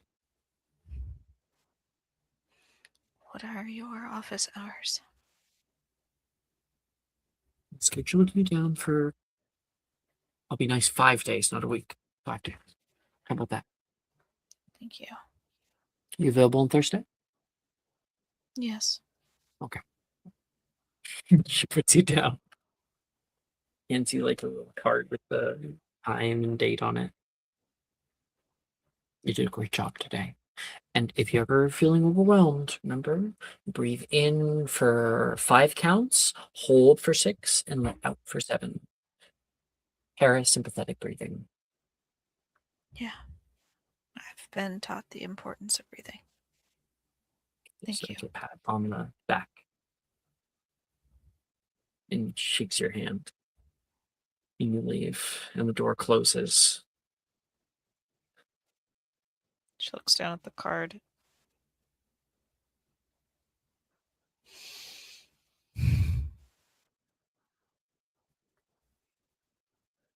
Hey, Ben. What are you doing up here? You turn and see Wilfred, and there's like a flash of him trudging through snow, half covered in blood, limping. And then he's just standing there. in the white marble of the hallway. Sort of bag over one shoulder. Jenica?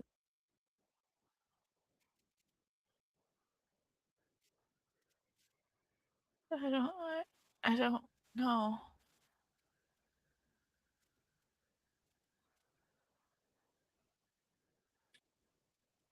You want to get some food? You're asking me to get food. I'm gonna go get food. You look like you could put something in your belly. You're really thin.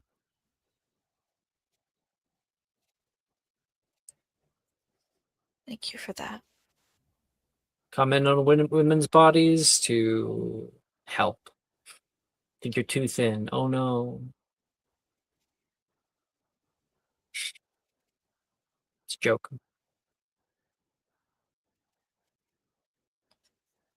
I have something for you.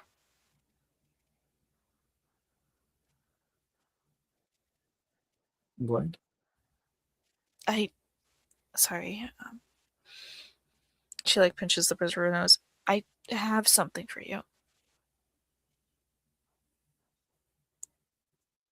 And then we fade to the next area where you guys are together in the Great Hall. And, well,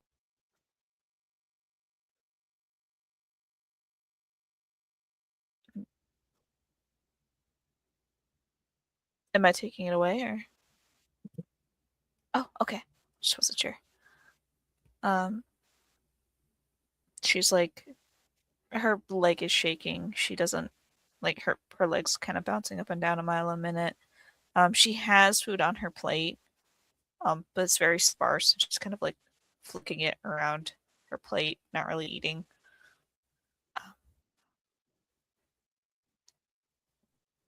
She looks a little out of it.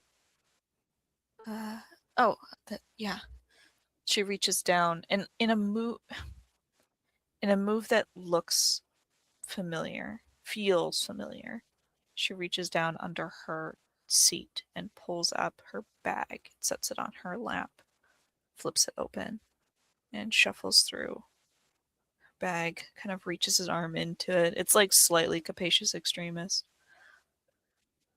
And pulls something out, and it's a small wooden box. It's not wrapped or anything, it's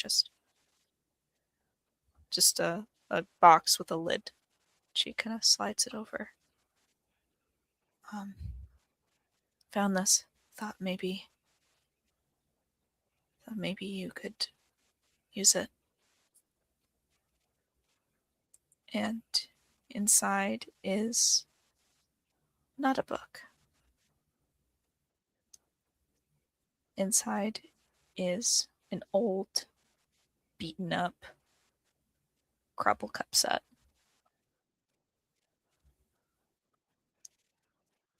oh, you bitch.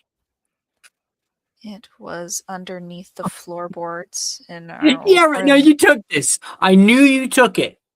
No, I didn't. Well, Underneath the I did. floorboard. Come on. No, there's a loose floorboard in our room, our old room. Remember when we used to share? Dad would have seen it and taken it if I didn't put it under there, and I forgot it was there, and I just never. I'm sorry.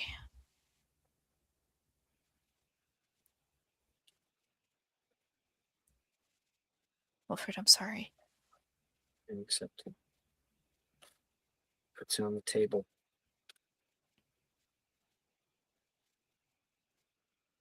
Pushes it toward you.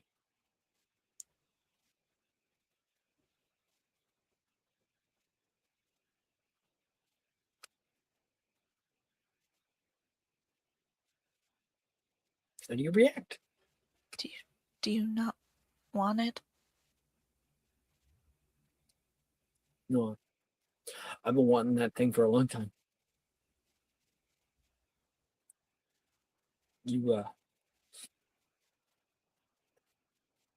But you're not giving me that out of kindness. Fuck you. What? What do you mean, fuck You're me? giving me that so that we can, fix everything together like you were saying we were going to do? Little did I know. Even reporting back to Dad. Yeah, I overheard you in the promenade talking to him. You're just giving me this so that we can get close again, so Dad can get close again. No, I don't want. He gets up. Wilfred, can you just listen to me for once? I'm So you not can trying. manipulate me? No, I'm not trying to manipulate. I've always been shit at manipulating you. I've never tried to manipulate you. You know how bad I am at it. I'm not trying to do anything. I'm just trying to for once be a fucking sister. That's not what I heard. You said you'd keep tabs on me. That was the first You know time how and hard it only was to time. leave that house? You know It was how much I've wanted to go back and talk to him, or yell at him, or punch him, or kill him? That was the first time and only time that I've talked about you. You think he hasn't asked about you since? And how am I supposed to know that you're not lying to me? Wilfred. What trust do we have? Do you have any idea how badly I wanted to talk to you? How many letters I sent? How many times I tried to find you? Not to drag you into the house, but at least just to know that where you are, if you're alive. If you just don't want to talk to me anymore. It's not that I don't want to talk to you.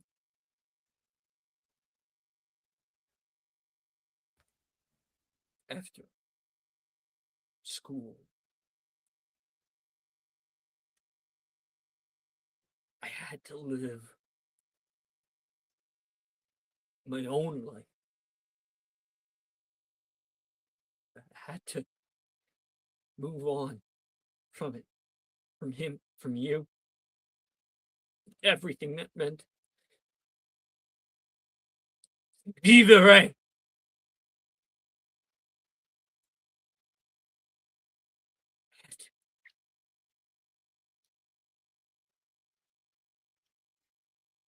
You're not pulling me back in.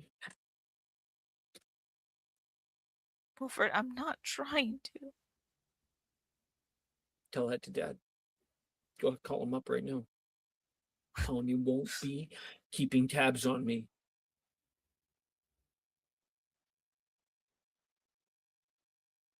Look at you. I don't. Still the same girl.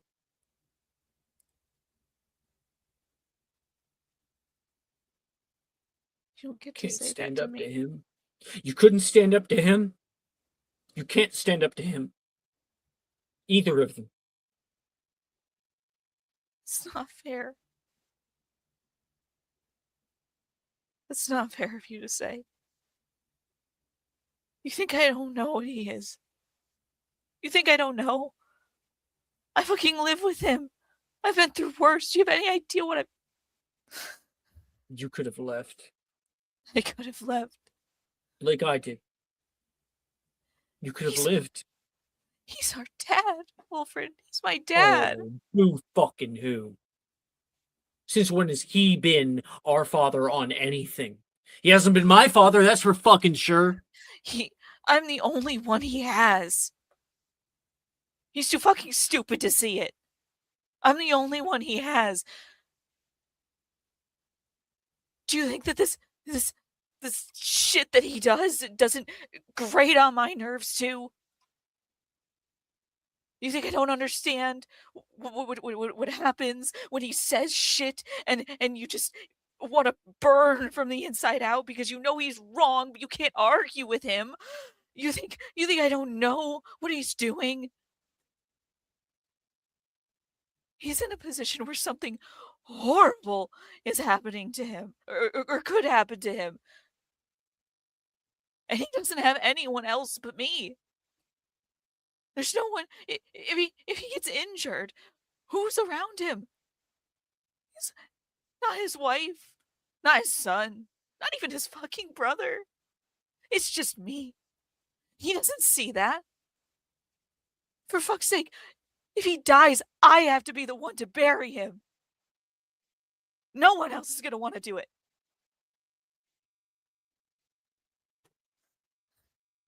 You're wrong. I don't know how to make you see it, though. For fuck's sake, Wilfred, I care. I care about my family. That's the problem, isn't it? Because that's what he uses against us. That's what Heinrich did. That's what Bernard did. That's And what he did. You're gonna stand here and shout "Vivere" at me when you know damn well who put those words into your fucking mouth. It's right. I needed to live. I needed to learn that. If I didn't, I'd be dead right now. Or Dad would be. You're wrong. When he dies, I hope there's no one to mourn him.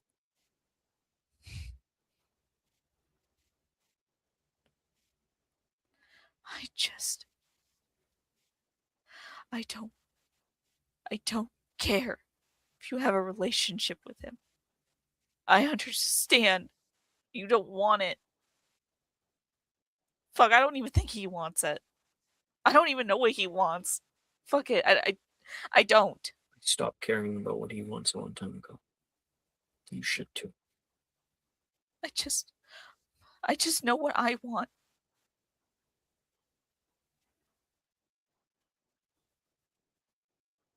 Is it so hard to believe that I'm trying? No. But it's him or me. I can't do this alone, Wilfred. I can't. I tried, and I Choose can't. me. I thought that I could rejoin something with you. That call. I've been thinking about it. It's been wrapping around in my head, and I can't be around him. Not for a second. Not again.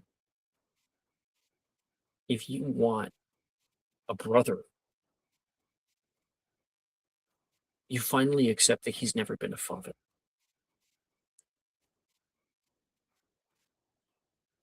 So who matters more to you?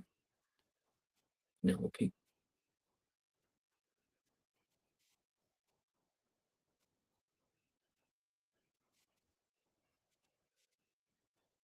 I need help.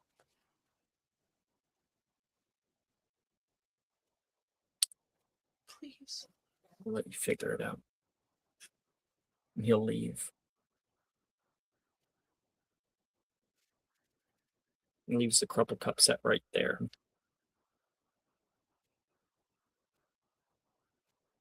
And that's where we'll end tonight's episode of Magic and Mysterium.